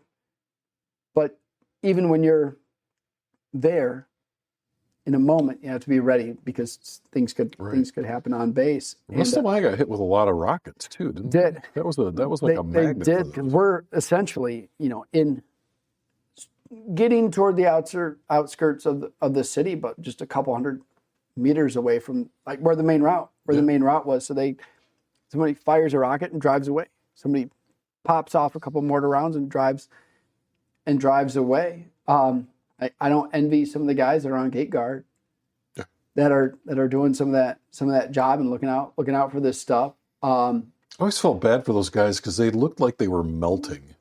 It was so freaking hot, and it just looked like a miserable job. Miserable. Well, because we have Army, Navy, Marines, Air Force, Coast Guard, different. Oh, I'm a combat guy, you're a non-combat guy. When you get over there, we're all on the same team. You're all trying to get back to each other. You respect the role that each person has. We'll always jive at each other and who's the best and all this different stuff. And there's always this ego that comes with it. But when you've been there and you've worked alongside people, we needed fuel in our trucks. We needed our trucks to be maintained. We needed people to serve chow. We needed people to get supply to us. We needed somebody who knew how to operate an air conditioner. So we needed every single person it takes an army. And they had to be good at what they did. Exactly that. And there's something that I've really never seen replicated in civilian life is, we talked about how diverse people from backgrounds that get thrown together. People you may not hang out with outside the military. You may not have anything in common. But you look to your left and your right, say, I would die for them. They would die for me. If I get hit, they know how to patch me up, throw on a tourniquet, call a 9 and pull security until I get out of here. And speaking of 9, I talked to my mom. How's it over there? What's this like? I said, I roll in a squad with a couple of trucks. These are eight of the most capable guys you'll ever meet in your life. Like if I get hit, I'm going to be medevaced in a Black Hawk helicopter to a team of like surgeons and nurses that are waiting for me and ready. So if I crash on a ditch in a Michigan road, like I may not be found. Right. Best of luck to you. I totaled that car out on out on 55 up there. I felt safer. I had one time where I had fear for my life. So we'll share that one later. But May of 2005 was a turning point. Like I talked about some of the progression of IEDs. So shape charges was the new modern technology. EFPs. Yes. And because when we rolled Humvee, we could go about 55 miles an hour. We talked about that kill zone. You're not in that kill zone as long when you're rolling fast. You're very agile. Bradley is about 35 miles an hour. You're in the kill zone longer, but the armor, 2-inch armor plating, reactive tile. Like it was designed to be hit. And we heard about the first shape charge that hit an Abrams tank, burned it up. Mm-hmm. Heard about the driver that burned inside that. Said this is the top secret U.S. armor on this Abrams tank. This is the advanced technology. And they improvise it, with C4 and ball bearings, how this works. And then one of our squads was out on a mission, and our Bradley got hit by a shape charge. And he ended up losing below the knee, his left leg. And they brought the Bradley on post. And you could see into the engine block, and it had ripped through the engine block. You're talking like 6 inches of like hardened steel and armor, blowing through it with a roadside bomb. And ironically, I ended up taking his driver's job at the time. I had been the lead scout driver at the time, and then this was the platoon leader. So our platoon leader shows up in May. He's a West Point guy. He had done his officer training. And he shows up in May to Iraq, and he's standing there with his hands on his hips. So this is a Bradley. Armor officers, primarily just trained on tanks. Yeah. And, oh my goodness. So I became the platoon leader's driver. And he said, well, Bolen, if you keep me alive, I'll buy you a Stetson at the end of the deployment. So I had this mission to keep LT alive. He's like this physics and math major, sharp as a tack. We had a lot of these rowdy, combat-hardened NCOs. We had this super sharp, kind of nerdy lieutenant. His pen was his weapon. Logistically, very smart guy. Knew to get us what we needed from command. Let the platoon sergeant lead the platoon. Like really, really, really good dynamic. And would always take a moment to process before he corrected me. Like the vehicle commander and the driver have to have a very special relationship as they're navigating. They're trying to get you to go somewhere, and they can see things that you can't when you're in a driver's hatch. Yeah, you have pretty limited visibility, especially at night, especially in poor weather. If you're driving with night vision, that they are your seeing things that you may not be able to see. And there's concertina wire all over the road. And there's hex barriers, massive concrete walls all over, everywhere. And you're navigating, you're pivoting around all of this stuff all the time. So having that relationship was really important. Yeah. Yeah. Yeah. And I think this backs up to, you may not, like in the outside, these may not even be people that you like. Right. Like you may not like them, you don't hang out with them, but when you're there, they're family. Yeah. And it's a strange thing because some of the guys you would not want to be with in garrison. You knew they were going to be trouble. But when you got into combat, those are the exact guys you wanted next to. Exactly that. Exactly that. And you start to see how people respond in the most, horrific and nightmare situations. The tough guy who becomes a baby. Right. The quiet guy who is actually a pretty hardcore fighter. The guy who's everything's good up until they get a call and they start thinking about home. Right. Because you're there and you're working and living together 24/7. And now I have a roommate. And when we're rolling as a squad was 2 Bradleys or 2 Humvees. And then sometimes we would split off into different AOs. So it's you, your gunner, your driver, and maybe your dismount. And we were running sometimes, out to 72-hour missions. Right. Outside the wire, it's just you. Like, that's it.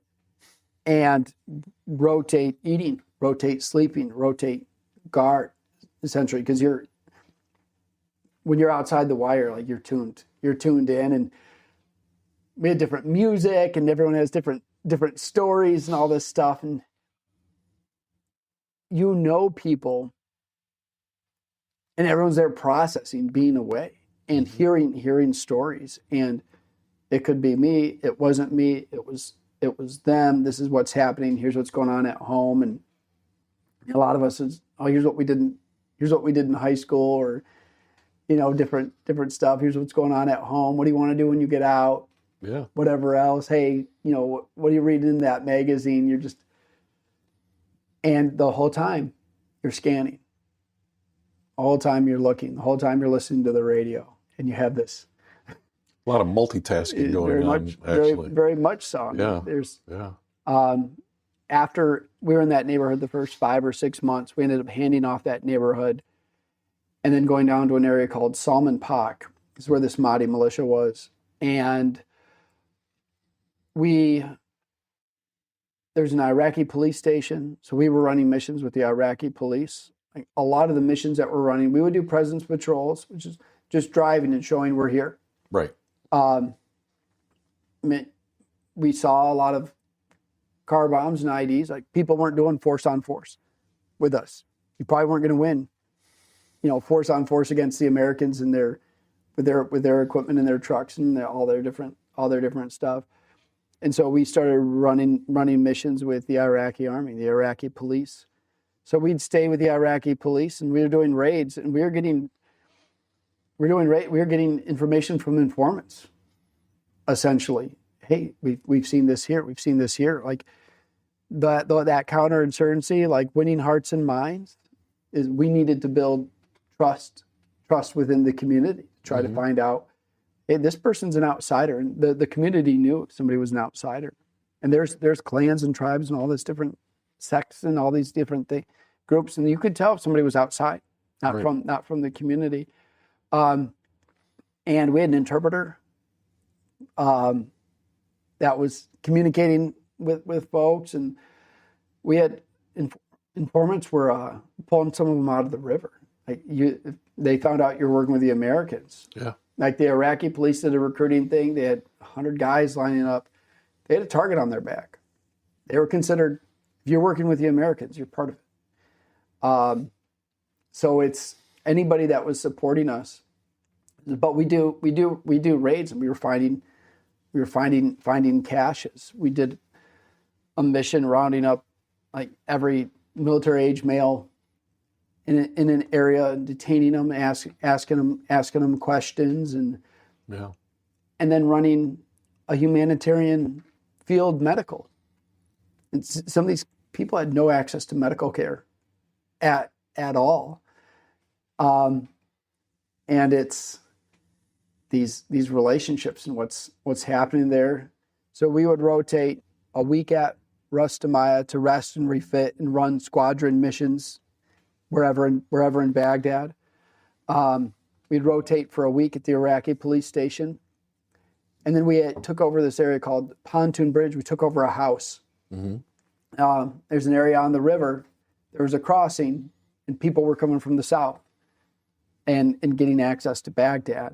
So we're trying to take out this militia. We're trying to stabilize the area, and we're trying to secure this river. So like you're out there for a week, running off MREs and Mountain Dews and whatever else we could, cook out there, bring out there.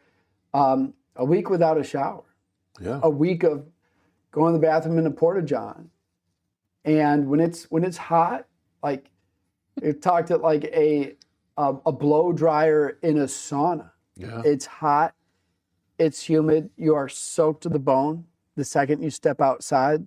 Like you can run an air conditioner and it'll feel like it's 90 or 100 instead of 130. Right. Like when that sun bakes and down by the river, it's humid. It's humid. Kind of feels like tropical jungle. This isn't out in the desert, not like dust storms or anything else, but it's, and part of it was beautiful country. Like I've seen Saddam's palaces and some of the hotels and resort areas. And it said, man, outside of this war, this would be a wonderful place to visit. The culture, Babylon is there. Like the Tigris and Euphrates, like the Garden of Eden, the history of this country. As Americans, like to be in a place like the cradle of civilization, it was pretty amazing. And you hear about the history from the interpreters and other people you're working with, and they were trying to protect the sovereignty of their nation as well and protect their history and their culture. And some of that hadn't been lost and transition from a decades-long dictatorship to transitioning to a free government.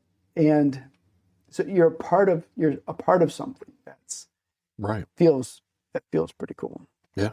Yeah. And to be there where a lot of things you read in your history books actually happened.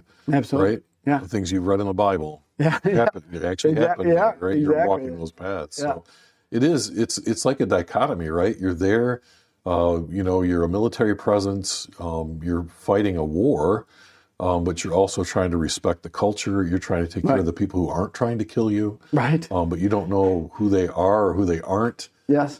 It's hard. Yeah. I mean, to put it in simplest terms, man, it's hard. Yeah, because there was times we'd drive by and people would wave flags and cheer us on. Yeah. And then every now and then you could tell a look. You would see there's this darkness, this look in their eyes. And I remember there's this little girl kind of jumping and waving, and this older guy came up and he put his hand on her shoulder. And she stopped. Mm-hmm. And he just gave us this look. And every now and then you'd see that. So like there's not a lot of things that eventually you say, oh, this is a threat and this isn't. Every now and then you see there are some people who hate us. Yeah. And so it could be in the being cheered a second and then get a look the next. And there's people who would throw rocks at us. Like, right. There's not a lot of people that would just shoot at us. Like we're driving through country neighborhoods and communities and rural towns, and there wasn't a lot of crazy contact and something like that. Yeah. It was. So you spent your last half of your tour then doing that rotation? Right. Okay. Yeah. All right. And then, so you're getting ready for redeployment, right? To head back home. Talk to me about what those last few weeks or last few months. Yeah. So I got to talk to you about October is the elections. Right. October was the election. So we were on a quick reaction force in Baghdad. We actually got to stay at the Iraqi Olympic training grounds. Uh-huh. I got to do my first Olympic high dive, their Olympic pool. And so we were going to be on a quick reaction force for these democratic elections. This massively historic thing. You talk about sliding the vehicle. My vehicle was extremely reliable, but slow. So I had to drive a different vehicle that was fast, completely unreliable. Thing just ate oil. Yeah. Ate oil. And the amount of maintenance, the grease, the lube, the amount of stuff that you have to measure, they're running hot. They're heavy, but this thing was fast, and I was mad that I had to drive this broken down vehicle. It had spitter cans everywhere. I was super clean. Right. I took great care of my vehicle. It was a mess. How do you drive this thing? How do you operate in this thing? It was disgusting. So I was mad. So I'm driving this vehicle about as fast as I can, and I turn left, and I did a power slide in a Bradley through this downtown plaza in Baghdad. It was 32 to 64,000 pounds. Right. And I'm going thinking as fast as I can, and I drift. I drift a Bradley, and my LT is like, all right, you get that out of your system now? You good now? All right. It's just like, Are you done being mad? You got it, because we could have an honest conversation. Right. Sir, this is crap. This thing's a piece of junk. It's not maintained. I was up to speed. I had 2 vehicles mission ready. Now I got to switch. You're killing me right now. And we had this great relationship. But that was one of the fun things I got to do. And we were worried about bombs. We were worried about IEDs and different things happening at the election sites, at the polling sites. Oh, right. And they had a 70% turnout.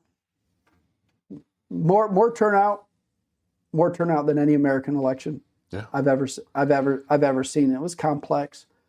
I remember the pictures of people with the ink on their fingers because when you voted, you had to dip your finger in it. So to be there then in that moment was amazing. And we cleared out this militia. Kids are back to school. Businesses are open. The gates are off. The kids are in uniforms. Yeah. Going to school. Families are out and about. In town, shops are open.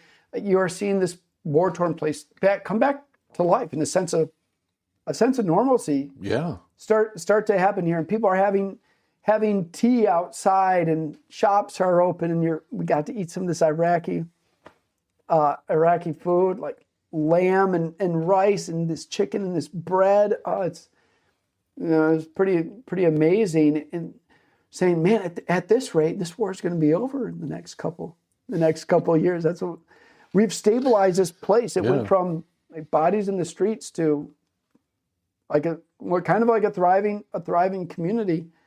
And then in early December, one of our tank commanders got killed by an IED. Mm-hmm. So other than the driver that had lost his leg, and some people from our sister units, one guy got hit in the hip, I think by a sniper. But we had gone really without casualties. It's very rare because you're hearing about stuff. Oh yeah. Like I said, our sister unit, literally in the barracks next to us, it lost 36 people. And so it was very rare that we lost somebody. And so we had this first real loss. And this NCO, he had a family. His brother was on our unit. His younger brother was in the same unit. Boy. Very rare. And a lot of NCO, like there's NCOs and Joes. And there was this line of how they communicated. Like, you're a Joe, we're an NCO, this is not your conversation. We tell you what to do. You don't ask questions, there's this thing. And it's this very mission first. Just do what you're told. I ask questions. I was sometimes a why person. I want to understand it. I want to, these different things. I was a thinking person. Sometimes it's not appreciated. Right. And sometimes it was. And I also would stand my ground. They didn't like that. They said, hey, I'm a man. Talk to me like a man. Don't disrespect. So there was some angst there. And I remember this one time, you could tell I was feeling down because you have moments. You have moments depending on what's going on. And his staff sergeant comes in, hey, how you doing, Bolen? Good, sergeant. No, Bolen, how you actually doing?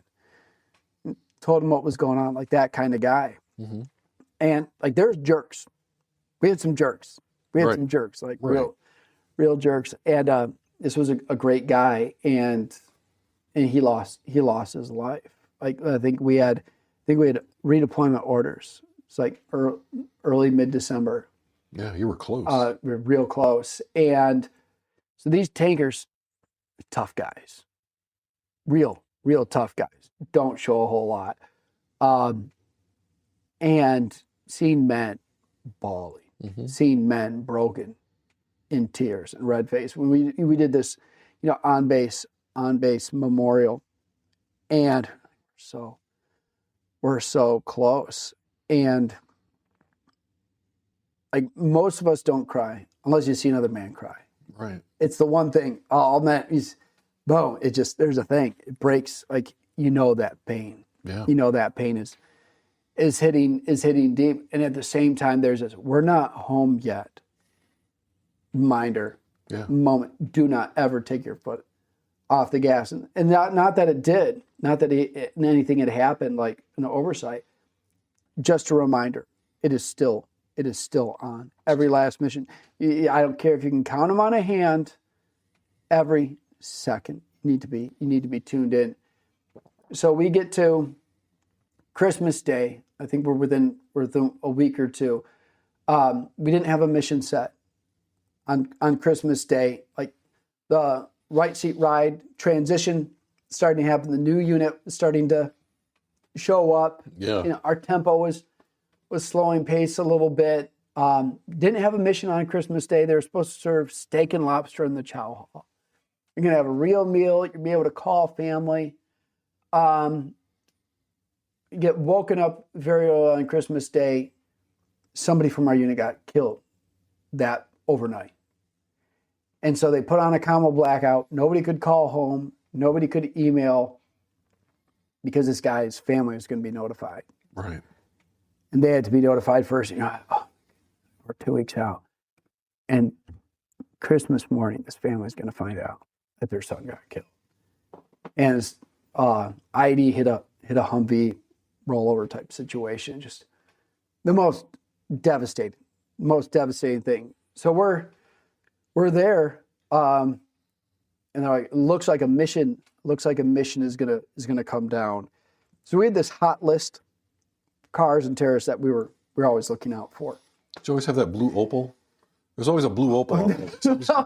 Look out for a blue Opal. Right. Okay. Because there's 1,000 of them here. This was a white Range Rover. Oh. It was pretty unique. Tons of them in Kuwait, but unique.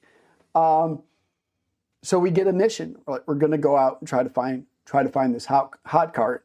There's this revenge moment. Like right. the ROE, the counterinsurgency, the hearts and minds, and every now this is about getting it done. Payback. And so we're sitting there. I'm in the Bradley. This is a There I Was story. Right. This is one of my favorite There I Was stories. So there I was. No shit, this really happened. A Miami cigarette hanging out of my mouth, bag of Doritos in my lap, cold Mountain Dew in my hand. I'm sitting in the driver's hatch, and sure as shit, I see a white Range Rover. And I said, white Range Rover. And I shifted into drive, and I hit the gas before my commander even said anything. And so we're sitting just short of where this checkpoint is. So there's some traffic building up. People are slowing down as they're processing through this checkpoint. It's daytime. And I said, and the white Range Rover keeps coming. And I'm going at it. And I said, I'm going to play chicken with this Range Rover. I said, I'm going to run over this Range Rover. I'm going to pancake this Range Rover right now. And it keeps coming at it. And the Bradley's a massive, loud, heavy, rumbly, threatening looking vehicle. It's got tow missiles up. It's got a 25 millimeter gun. It's got a machine gun. You're not going to win. You're not going to outpower this thing. So he turns into the median to start going the opposite direction. I turn toward him and I hit him in the rear quarter panel, blow off his whole rear quarter panel of this Range, which is satisfying. Right. This is a rich person's car, and I just got to smash it to pieces. So and in the moment, I am level and I am clear, and just you're on mission. And we talked about that redundant training. Yeah. You get in contact, something happens, you know exactly what to do. And then after they dismount, Iraqi police had seen what happened. They show up, pull these people out of the car, they inspect the car, see what's going on, go to detain them, and then my hands start shaking uncontrollably after, just like this. Oh my goodness! Like, and this thing happened, and go to dismount, got to pull security. All this happens, and we're now there's traffic on both sides. It's not an ideal security situation. Other vehicle on the opposite side of they come up, and we go to circle the vehicle, check on the Bradley, and I had managed to rip the track off of the sprocket. Very hard to do. Mm-hmm. I said how heavy it was, and having all this stuff was tight. And so when I had hit them at this angle of the median, you could not have replicated it if I had tried it 1,000 times.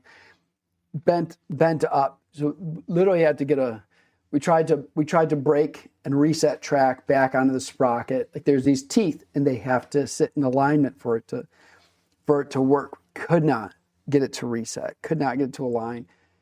They end up recovering us back to base. I mean, we were out there for a minute. It was pretty tense because you feel bad. I did all the right things. Like, oh my goodness. Yeah. We get back on base, and it's toward night now, and I spend that evening not eating steak and lobster, Christmas dinner, but trying to fix the track of my vehicle because we were going to be going back out the next day. And I want to tell you the one time I was scared in Iraq. Had never been scared up to that point. And so one of our final missions before we go back is all of our vehicles now had to get sent back home. So we had to escort all of our vehicles down to southern Iraq so that they could be ported, so that they could all be shipped back home to Georgia. And I was going to be the lead driver of this convoy, of all these vehicles going south. And it was a black route, the one that even heavy armor don't drive, and I was going to be in the Humvee, the lead vehicle, going about 15 to 30 miles an hour to be able to pace with this, like HETs, or these heavy equipment trailers, semis. Contractors drive these semis. The weight of it, Bradley's massively heavy. Right. So these semis can only go up so fast. So you're driving at night, rotating between like night vision and headlights on a black route. And this was further south than we'd ever gone. I mean, at this point, they said, hey, go to the mosque, go to the school, go to the bridge, go anywhere. And I knew all my routes. Right. I knew the detours. I knew the area. I knew all the stuff to look for. You learn landmarks.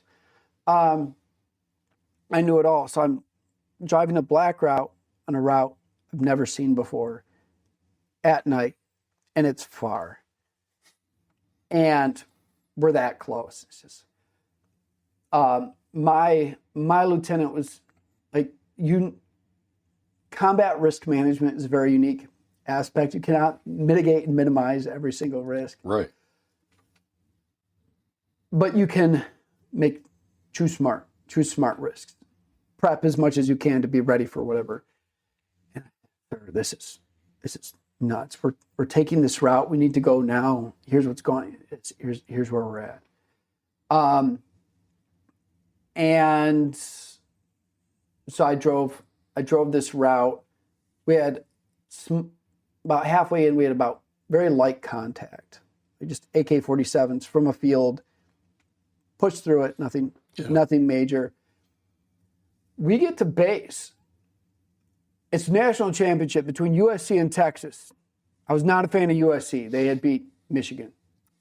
Previous Rose Bowls. It was it was a rival, and I get to watch Vince Young step into the end zone and beat USC. So I'm having like just breakfast at the Chow Hall, and so we rest and refit. We get ready to drive back to our base, and we find out a report comes in that a MP unit was behind us on that same route.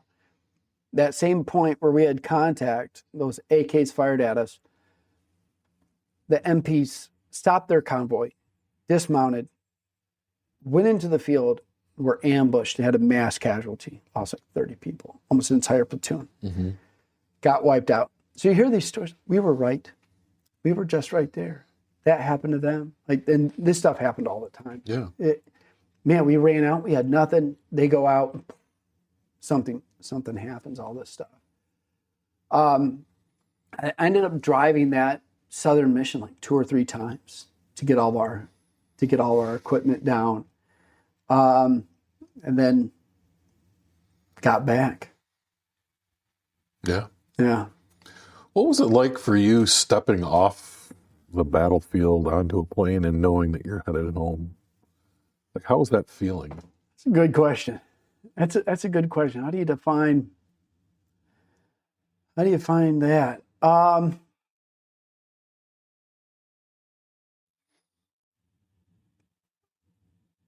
Not really the mission accomplished.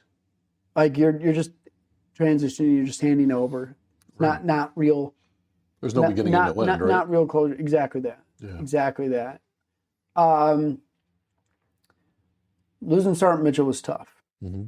That loss hit us really, really hard. It was personal. Losing that guy on Christmas was tough. That last month was really really heavy. Puts things in perspective. Because you know why them? Of all the things, because you start looking back on the amount of missions that you ran, the amount of time you're outside the wire, the close calls. I didn't share all the contact stories and all the different stuff that happened. A couple more that would probably be good to share, but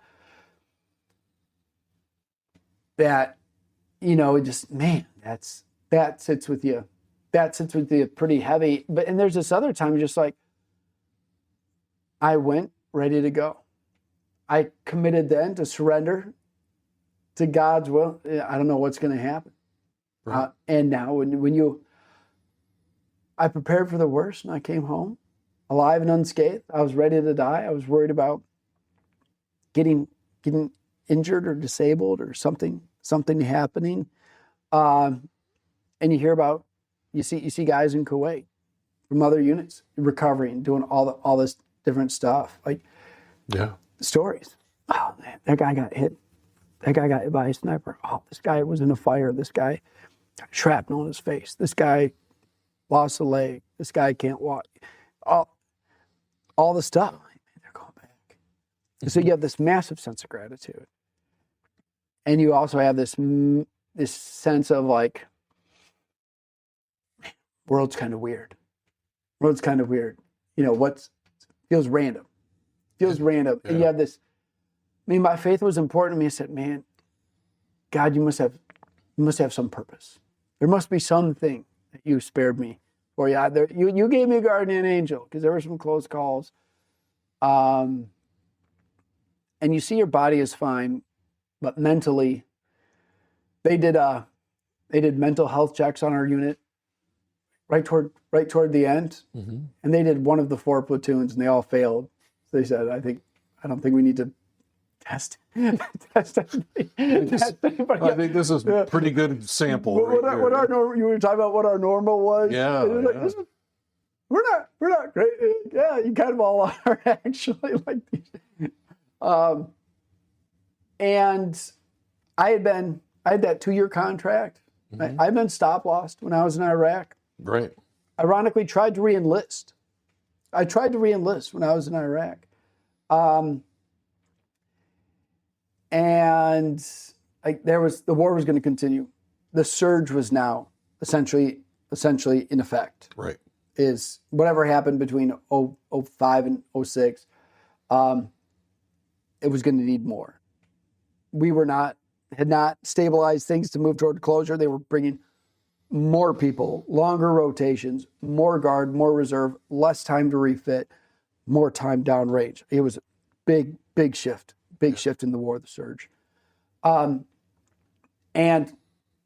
yeah, mission ready, right? Let's go. And I said, I'll do 6 years right now if you can put me in Italy, 173rd Task Force, like light recon. They have like 18-hour deployment window to almost anywhere in the world. Like really, really cool. And they're like, no, they're only taking like Rangers and E7s. It's like, all right, I'll do 4 years right now if you can put me in Hawaii. It's freaking Hawaii, Schofield Barracks, light recon, jungle training. I was heavy mechanized. Check that box. I wanted to do jungle training. Like, nope, Hawaii's not taking anybody. I was like, all right, I'm putting mine in my pack and I'm out. Just like that. And then I got back and I had decided to study criminal justice. Like I was just gonna work for the government. Wanted to work for the feds. Serve outside in a different uniform, just have a gun and a suit, had a gun and boots, right. And that was a plan. So you got back to Georgia, and that's where, did you out-process from Georgia then? I did, and that was a buddy, he'd been deployed the first time, he deployed with us. Guy's like 23, he was going to be 100% deaf basically by the time he was 30. Yeah. So he was out processing. He was my roommate at one point. And talk about a guy who's checked out. Is a guy who's basically going on disability. No, he's going to be deaf by 30. But you hear stories about the VA. Yeah. You hear stories about the VA. You hear about people getting stuck while they get processed out. Like, the volume of people coming back and rotating out, all the different stuff, and you see these forms. In the military, you get poked and prodded. And check the freaking box, soldier. Like, let's go, and like check no to everything type thing. Like, I'm out. I'm done. 90 days. We have 90-day refit. I mean, looking back, there's guys in Guard and Reserve, they don't get that. They get off a plane and they're home. They don't have 2 weeks from reset time combat with their to- battle buddies. Like yeah. that's, bless goodness. Like that 90 days is important. I had a bunch of block leave. Mm-hmm. You're waiting for vehicles to get back. You got rotations where it's lighter. They're trying to give you some family time back. You're trying to process. You start to notice, hey, there's demons.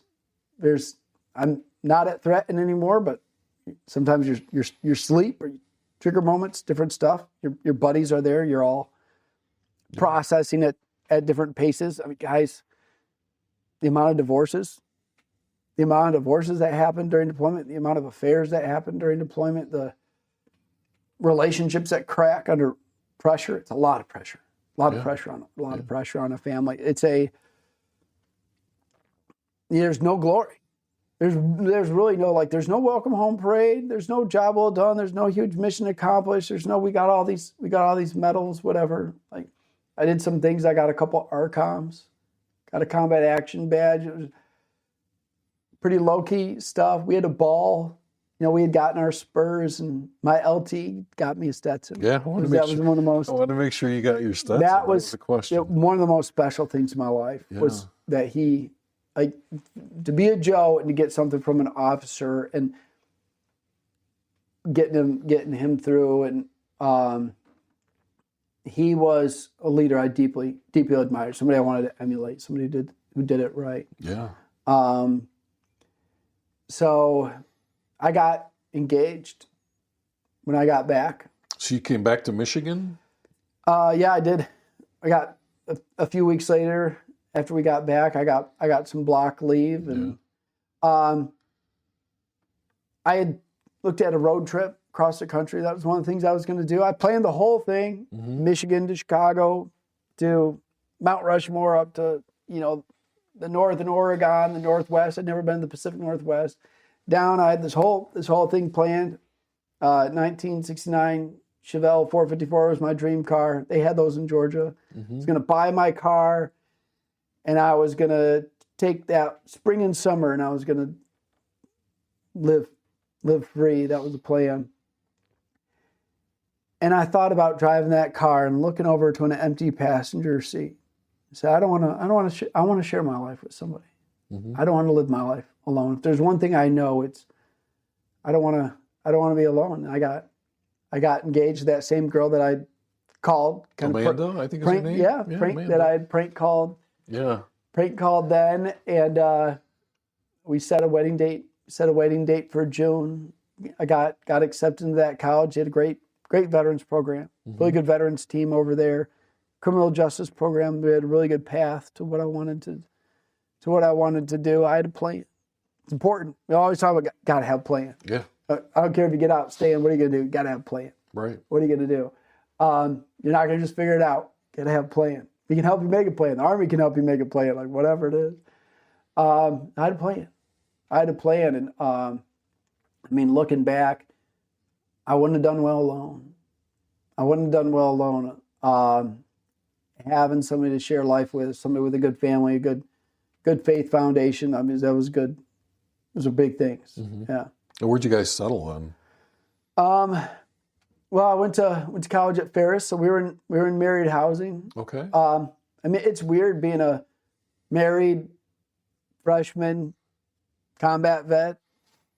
You're a freshman around these 18-year-old kids. Right. Who've seen nothing. They were just at prom. Yeah. And I'm married, but I'm in college. I'm 21. Yeah. Right. So it was this very unique aspect, and I got a little bit of veterans. They have veterans breakfast. Nope. There's opportunities to do Guard and Reserve. Big bonuses. Huge bonuses. Yeah. Search. Those guys weren't just getting free college. No. Those guys they earned it. Going down range. And I considered it. Said, no, I'm either all in or I'm all out. Right.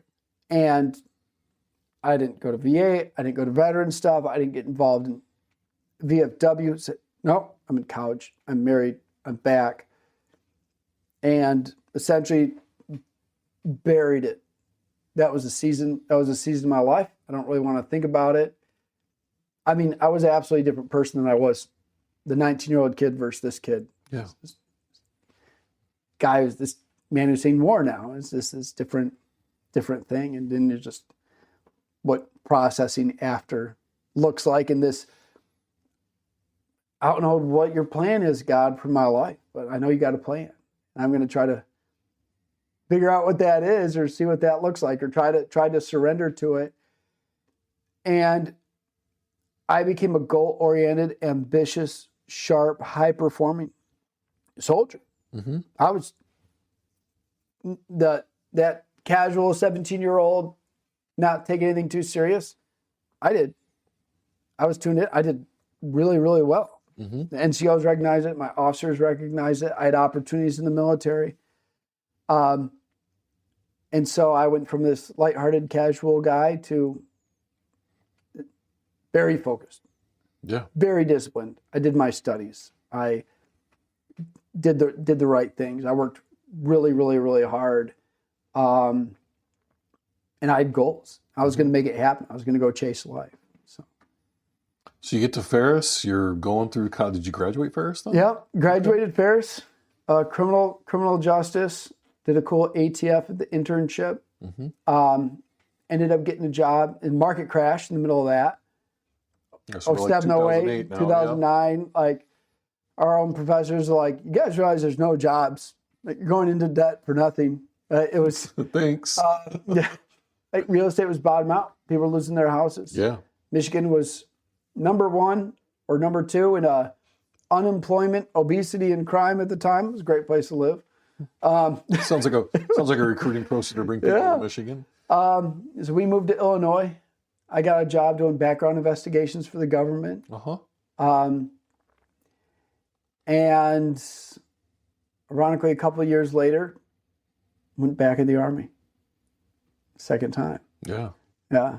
So like 2010? 14. Oh, 2014. I graduated 10, and 2014 I was back in uniform. Okay. Yeah. So that was, I'd done the civilian thing. I actually interviewed with the FBI. Mm-hmm. They actually have like a 93% divorce rate at the time. Secret Service was like 97. Tough careers. Yeah. The feds is not an easy job. It's a tough job. And so you chose the Army with their low divorce rate? Exactly. Exactly. So, but when I went in the Army, our marriage was a little stronger then. Mm-hmm. She knew me then in the Army. Yeah. Being an Army wife was something that she wanted. So I, like that lieutenant that I respected so much, said, you know, I've been a soldier and I want to lead. Right. Like ISIS was attacking. There was still no closure. The war was not over. Between now and then, my sister went to West Point. She had deployed in the Army. She was an adjutant general officer, I think, was her job. And so she followed in my footsteps and went and did bigger things even, than I did. As I know, I want to lead from the front. I want to be a part of it. Like there was no closure. Right. Trying to find closure was a real thing. I'd been out long enough that I had to go back through basic training. Oh, good for you. So I went in at 18 and again at 29. So I had my contract. You pass a board, you pass an interview, you go back through maps. That was hell. Tell them about your bee allergy again. Yeah. I mean, I think my recruiter hadn't deployed and I had. Yeah. If they recruit an officer, it's a big deal for a recruiter. It's a big deal. It's a big feather in their cap if they could recruit an officer. Right. And hey, we can do this. We were thinking about having kids, and I would basically have doubled my salary as an officer from what I was making, like what we were both making. I can make that, be a stay-at-home mom, we can have kids. And then 3 months later, surprise, we're pregnant. And it was still 4 months or 5 months before I was supposed to go. Yeah. So I could have backed out. We had a job, we had a house, we had bought a home. Financially, we were doing well. Life was good. Say, okay, now what? Now do I ship off? When she's in her second semester, we sell our house.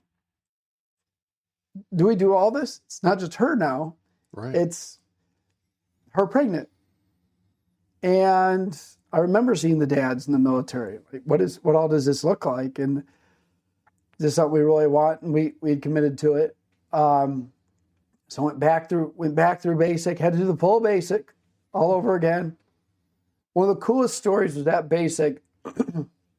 I'm there. I had earned combat patch and I'd earned a combat action badge, but they wanted, like, as I was a trainee, so I didn't have any of my stuff. Right, you can't wear your stuff. Have any of my stuff. They're all, oh, we're going to give you special treatment. And I don't know if they even knew. We were on these rotating, like, the guard cycles. They're 2 weeks out of the year so we were this rotating training unit. And I'm there. And I see this drill sergeant over there. And I was like, Sergeant Griffin. And this is a guy I deployed with. This is a guy in my platoon. He's now a drill sergeant at Fort Benning. Right. 9 years later. And he rubs up, gives me a handshake, gives me a hug. Bolen, man, you're back out. You're going to become an officer. This is awesome. Man, where's your cap? Guys, you guys know this? This guy's a combat Cav Scout? And in front of all these, like, basic training. No. This guy's recon. He's done all this stuff. And he's like, man. And he takes his cab, puts it on my uniform, takes his combat pet. He's like, man, you're combat, so you've earned this stuff. You know, he quotes the doctrine, like any good drill sergeant does. Right. Knows doctrine, boom. And all of a sudden, they called me recon the rest of the time because they had heard. Yeah. And what? Like, we're terrified of drill sergeants. This one came up to you, hugged you, and gave you his stuff. Like, you've done some stuff. That's a big deal. It was a big deal. It's like, hey, recon. And then they would call me old man knees. Right. Because when you're 29, you're ancient. You know, it's like, you got, oh, man, Bolen, you got some city miles. My teeth literally crack when you're going from taking a knee on patrol to, and trying to run with 18-year-old kids. You don't have the same recovery at 29 as you do at 18. And the first time around, had done some damage. I didn't fully know it at the time, but some of my stuff was pretty tore up. Yeah. You know, push through it. Ended up commissioning March 2015, if I remember right. Commissioned as a chemical, biological, radiological, nuclear officer. Because at the time, Iran was a nuclear threat. Syria was using chemical weapons. Korea was a nuclear threat. Right. So this traditional conventional army, like, I was used to gunshot wounds, IEDs, mortar attacks, RPGs. Everybody's trains to how to respond to that. All of a sudden, you start suffocating to death, or you start seizing. Your eyes start watering, terrifying. And these groups had the philosophy to use it on civilian population. Right. And some of the stuff is science fiction, it's terrifying. Yeah. Outside the Geneva Convention, this is not honorable war. This is terrifying stuff. And I ended up getting assigned to a air defense artillery unit. So when I was in Iraq, it was a tactical job. If my entire platoon got wiped out, it probably wouldn't have even made the news. Not a blip on the radar. Right. So I'm now a chemical biological officer assigned to an air defense unit. So these have radars and Patriot missiles. They shoot down missiles. That's what they do. And they are a strategic global asset. So I went from this hyper tactical job, being some Joe, some scout at some, place in Iraq, to now I'm an officer assigned to global strategic things. So I got this whole view. And air defense is kind of like the Air Force. They had typically deployed to Qatar and Bahrain, rotate shifts, and wear kind of civilian clothes in the evenings, non-combat unit. Most of them hadn't deployed to a combat threat theater. And the Army was transitioning from combat operations to garrison operations. If I had known that, I might have You might have not rethought my career. Right. Rethought my career path. And then with how things were escalating in Korea, they said air defense, you're not going to be sitting at some relaxed base watching the skies. We're looking at expeditionary operations of a potential invasion from North Korea to South Korea. Mm-hmm.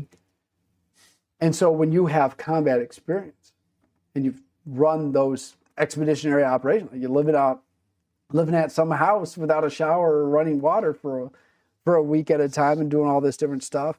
So to have this view was something special. And when you're a prior enlisted officer, you're managing up to your battalion and brigade commander.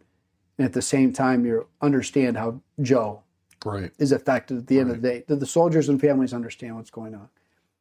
Do they understand the importance of what they're doing here? Do they understand the why? I was a why guy. Yeah. I wanted to know, what are we actually doing here? Is it just because your NCO told you to grab your stuff? Do you understand? And some of the surge brought in some not super high quality humans into the military that got to hang around because they needed. So some of the quality, breathing bodies. Some of the quality of soldiers was different. I mean, some of the young kids were like toddlers when 9/11 happened. That wasn't very real to them. So it was very unique shift. And one of the pivots that happened, because one of my goals then was to special operations, see if I could make it through Ranger School or Green Beret or something along that lines. I had, on a training mission in OCS, I rolled my ankle.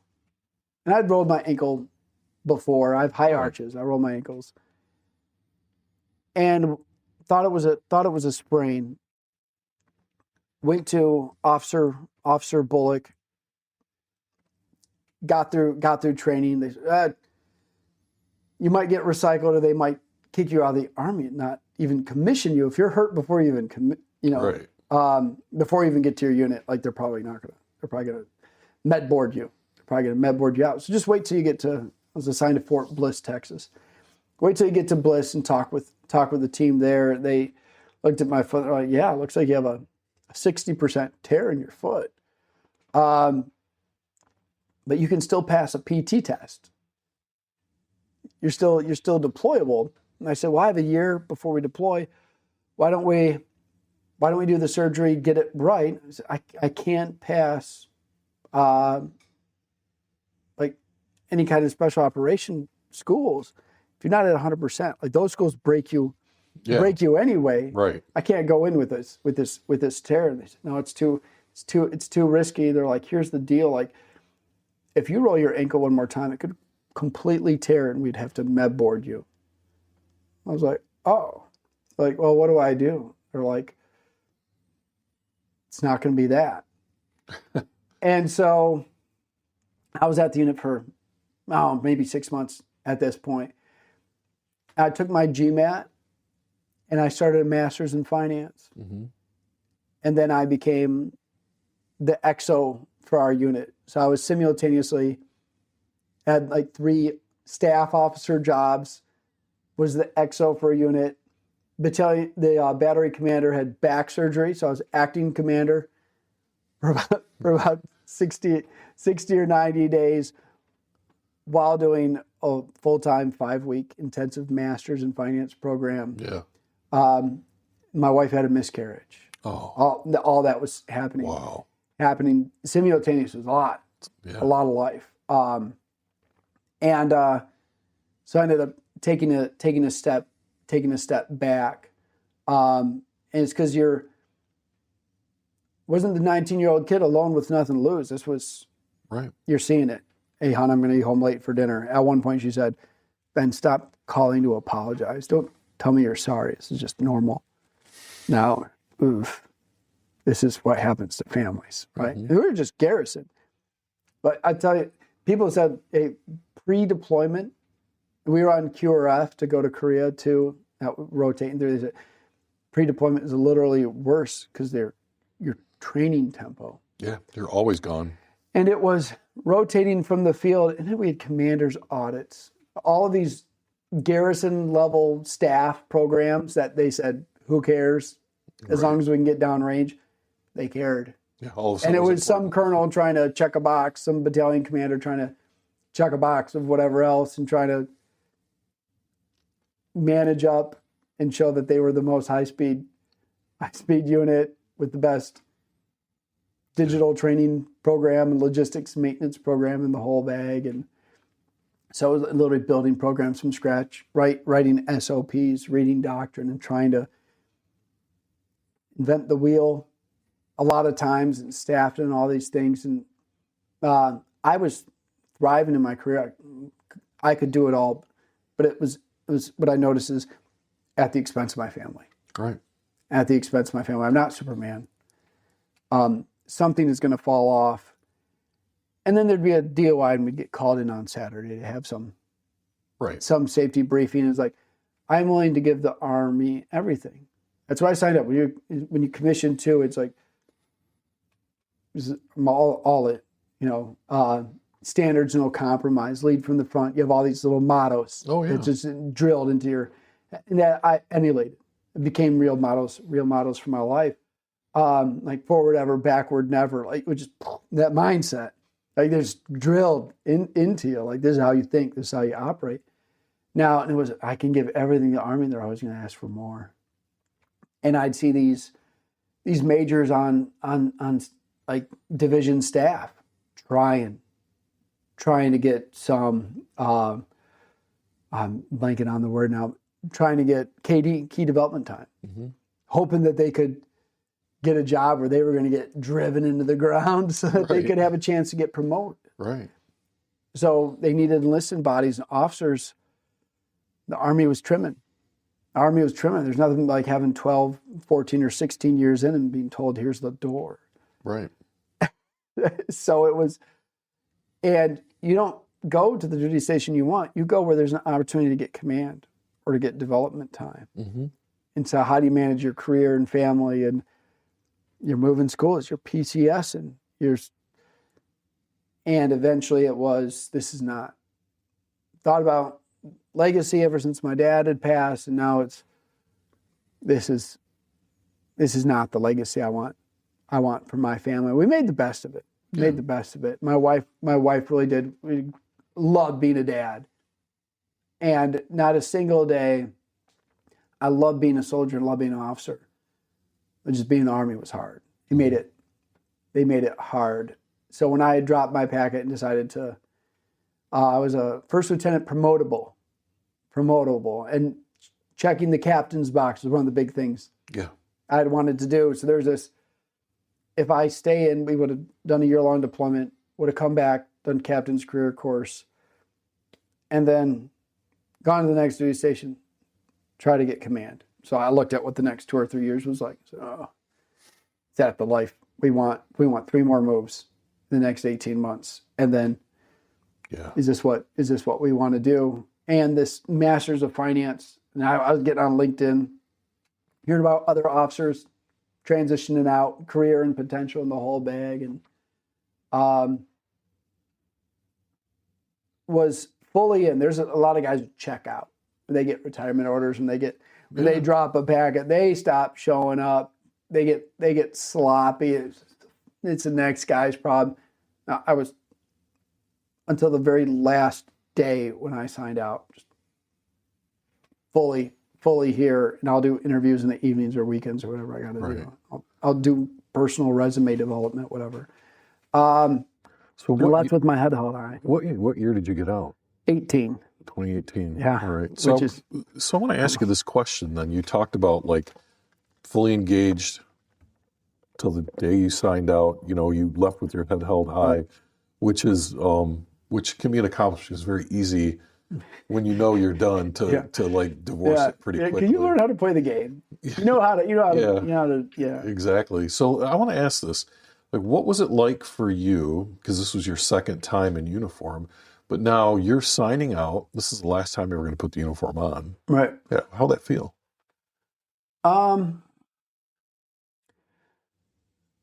Not different than getting on that plane and coming back from the first deployment. Yeah. Like, there's no mission accomplished. I had gone in to try to do this lead from the front, special operations, push myself to the max, make captain. This idea of what I thought I'd wanted to do with my commissioned career. This at the same time, I built programs that didn't exist. I had great relationships with my NCOs, great relationship with other officers, the soldiers below me. Built a real culture. Mm-hmm. From managing up. I had torn my ACL, and as a first lieutenant, wasn't even promotable at the time. They were going to make me the rear D commander as a lieutenant because I knew staff, I knew operations, I knew brigade, I knew division, I was briefing. I was our USR guy, which is on staff reporting, our unit readiness across every level. I knew that report inside and out. I knew all of these different things. I was headquarters XO and acting commander. I knew everybody. I saw every personnel roster. I knew the whole thing. Like, yeah. He's the most qualified guy to be rear D commander. He knows everything. There's not going to be a blip when we leave. Right. And he's responsive. He moves across staff to enlisted to brigade all the time. He manages a million glass balls that none of them can ever drop. Right. And I managed to prioritize the ball and know how to be in 5 places at once and set priorities and communicate about what needed to be communicated. And then our brigade commander got a DOI. It's crazy. And the new commander came in and said, no, it has to be a captain. And so I ended up getting sent to another unit. Almost pulled my packet and deployed with them because their XO was amazing. The battalion commander was amazing. There were people in 16 and 18 years saying, best command team I've ever worked with. So it's like who you go, who's on your left and right makes a massive difference. Like if I'm going to go, I want to go with the right people. And I said, man, I might stay. This is amazing. Good culture, good team. Got them ready for deployment. And then the XO got pulled to brigade, the battalion commander made colonel. And so they were rotating out. I was like, all right, no, right. I'm out. Time to pop smoke. Exactly. Pop smoked. And did some different officer interviews and So you still in Illinois then? No, because we had sold that place, left it behind at the whim of the Army, and we came back. We stayed with my in-laws. Just came back to Michigan when you got out of the military. Yeah, so just trying to figure out where to go next. I was interviewing all over the country. I'd done interviews in San Diego and Dallas, big officer, whole like 50 of you in a room, all officers trying to figure out how do I be junior officer trying to become some mid-manager, some whatever at some place. And we say, we're going to go where the opportunity is. We're going to go where the right opportunity is. The one thing I knew said I didn't fully want to take my boots off. I said, I love being a soldier and officer. Not a day, just I know exactly what I'm doing. Right. I know what I'm doing. I'm answering my calling. There's something deeply satisfying about doing that. I said, but if I get out, I want to be able to serve, whatever that looks like. So the career was going to be a part of my life. It wasn't going to be my identity. like being an officer was. Right. Like when you're in the Army, it is not a job, it is a lifestyle. Right. It's who you It are. is the profession, right? Yeah. We talk about the difference. I think if you're a good officer, I think if you're a good leader, the profession and the lifestyle and the career, you treat it differently. How you affect people, how you lead. Are you thinking bigger? Thinking, do I want to leave the unit better, the people better than when I arrived? I don't need credit. I want to improve. Like those attitudes. Right. Those attitudes, I think those translate really well. I want to be able to make a difference. And so the first time I got out, I wanted nothing to do with VA. The next time I got out, I checked all the boxes, got all my stuff squared away. As I was transitioning out, I heard more about Army benefits and Army programs. So I was telling the guys at my unit, here's all this stuff, here's these options. Do you know they'll pay for this? Do you know that they'll do this for you? You learn more out sometimes when you're a part of these transition groups, these nonprofits. And I got involved with VFW. I got involved with veteran mentorship. Now I'm a part of Rotary, serving in church and all that different stuff. So found a good career. So still serving, but just in a different uniform, and able to be the husband and dad. Yeah. That I really want to be. So how many kids do you have? Two. So we had that miscarriage. Right. Then in the Army, that was 17, I think. They said I got checked after. That was a humbling time. Figure out if you're less than a man. Right. Maybe. And I was resistant to it. I said, hey, if God wants us to have kids, we'll have kids. Yeah. We got checked out. He said, there's nothing wrong with you, but for whatever reason, it was potentially high risk, give a 5% chance of having kids again. Like, okay. So we weren't really trying, if it happens type thing. Like we can try and it may not happen anyway. And in 2020, Amanda got pregnant, and we held our breath the whole time because of high risk. The miscarriage is very possible up to 24 weeks. Yeah. Our first one was about 6 or 8, very, very early on. Processing that as a couple is a unique dynamic. How men process it, how women, how you support that. It's not a one-time event. How I talk about military stuff for her, it's very much the same. I don't truly understand, right? Yeah. Well, so it's like a civilian hearing about the soldier. Like you can hear it, but you don't. It's not quite the same. And so a healthy baby boy, and his name is Dean. Like our miracle son. 2020 was at home a lot. The world was shut down, right? For the most part, spent a lot of time at home, and low stress. Yeah. Like stress might have had something to do with it. Just where our life was. Our marriage was strong. And had a son. He's 5. He's 5 now. So it's. Yeah. When was your second born? He was, so the first was 2014. She was born when I was at basic training for officer school. And the second was born Ann Arbor area of Michigan. Okay. Yeah, 2020, yeah. All right. And so now you're kind of in that area, you're doing your job, you're giving back through Rotary and other things. So it sounds like everything kind of come full circle for you. Yeah, very, very much so. Like, there was a time in my life when I'd wanted to bury my military experience. That was a season of my life. Because some people you'll meet, it defines them. Right. It defines them very deeply. Some people, it's like it was the highlight of their life. Because when you make it through these trainings, when you get all of this stuff, even if it's not really external recognition, the sense of pride is truly amazing. Right. It's truly amazing when you rise above, when you're a survivor, when you're part of the 1% that was willing and went and did the job, the hard job. You don't need a thanks because you can hold your head up high. Like you walk with your chest held out. There's some people that's the highlight of their life, or they let that experience define them.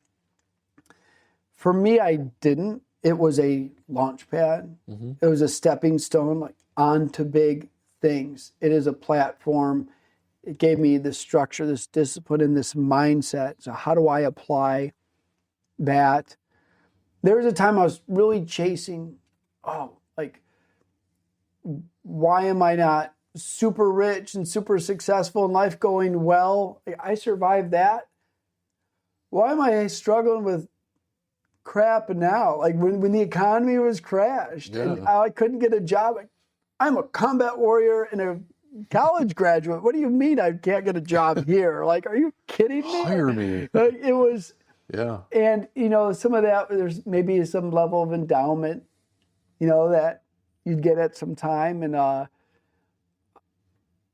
it was, you monitor your mental health really, really pretty close. Yeah. Afterwards. Because the hardest thing about being a veteran is the list of people I've deployed and trained with who've committed suicide is a long list. Yeah. The guys that passed in combat, short list. Right.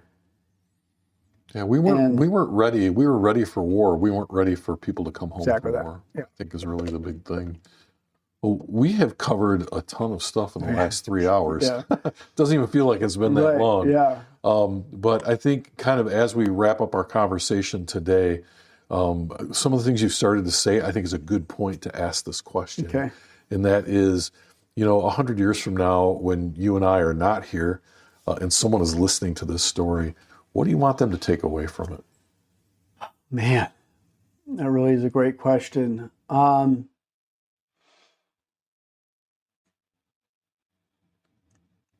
The one takeaway I think of first is I think of that kind of casual, comfortable, lighthearted kid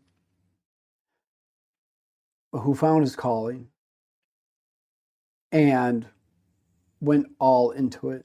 I don't think you will never regret going all into that thing. Now, I believe everybody has a calling. You find it. I mean, for me, it was pretty obvious with 9/11, and I paid attention to that butterfly effect. Like, Yeah.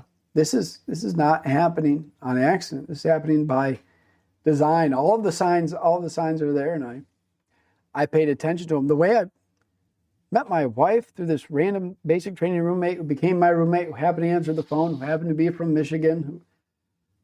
Any one of 6 factors is different, and I never meet the wife. We're almost 20 years of marriage now. Yeah.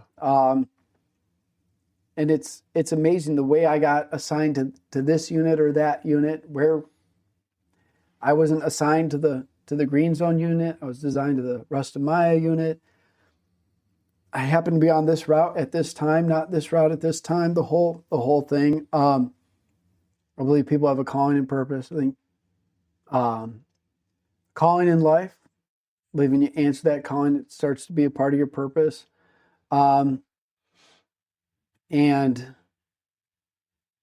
that thing can define you, or it can be a stepping stone. I look back and I'm very head held high, proud of what I accomplished. I'm 40 now, and I'm looking to the next 40 years, and I want that to be the beginning of the story, not the highlight. I think that's great. Yeah. Yeah.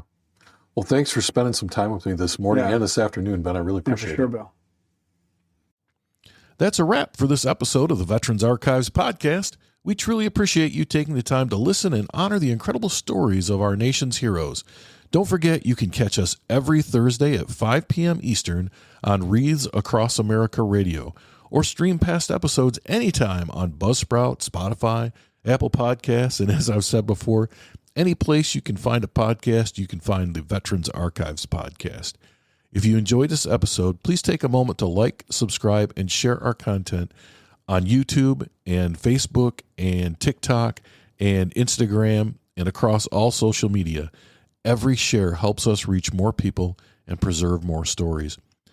The Veterans Archives podcast is a nonprofit initiative, and our mission is simple: to give veterans a voice and ensure their stories are never forgotten. This service is completely free for veterans because their sacrifices deserve to be recognized and remembered. You want to help? Follow us, spread the word, and if you know a veteran with a story to tell, send them our way. Visit us at veteransarchives.org to learn more about how you can get involved. Thanks again for tuning in, and most importantly, thank you to all the veterans and their families for their service and sacrifice. Until next time, take care, and we will see you on the next episode of the Veterans Archives Podcast.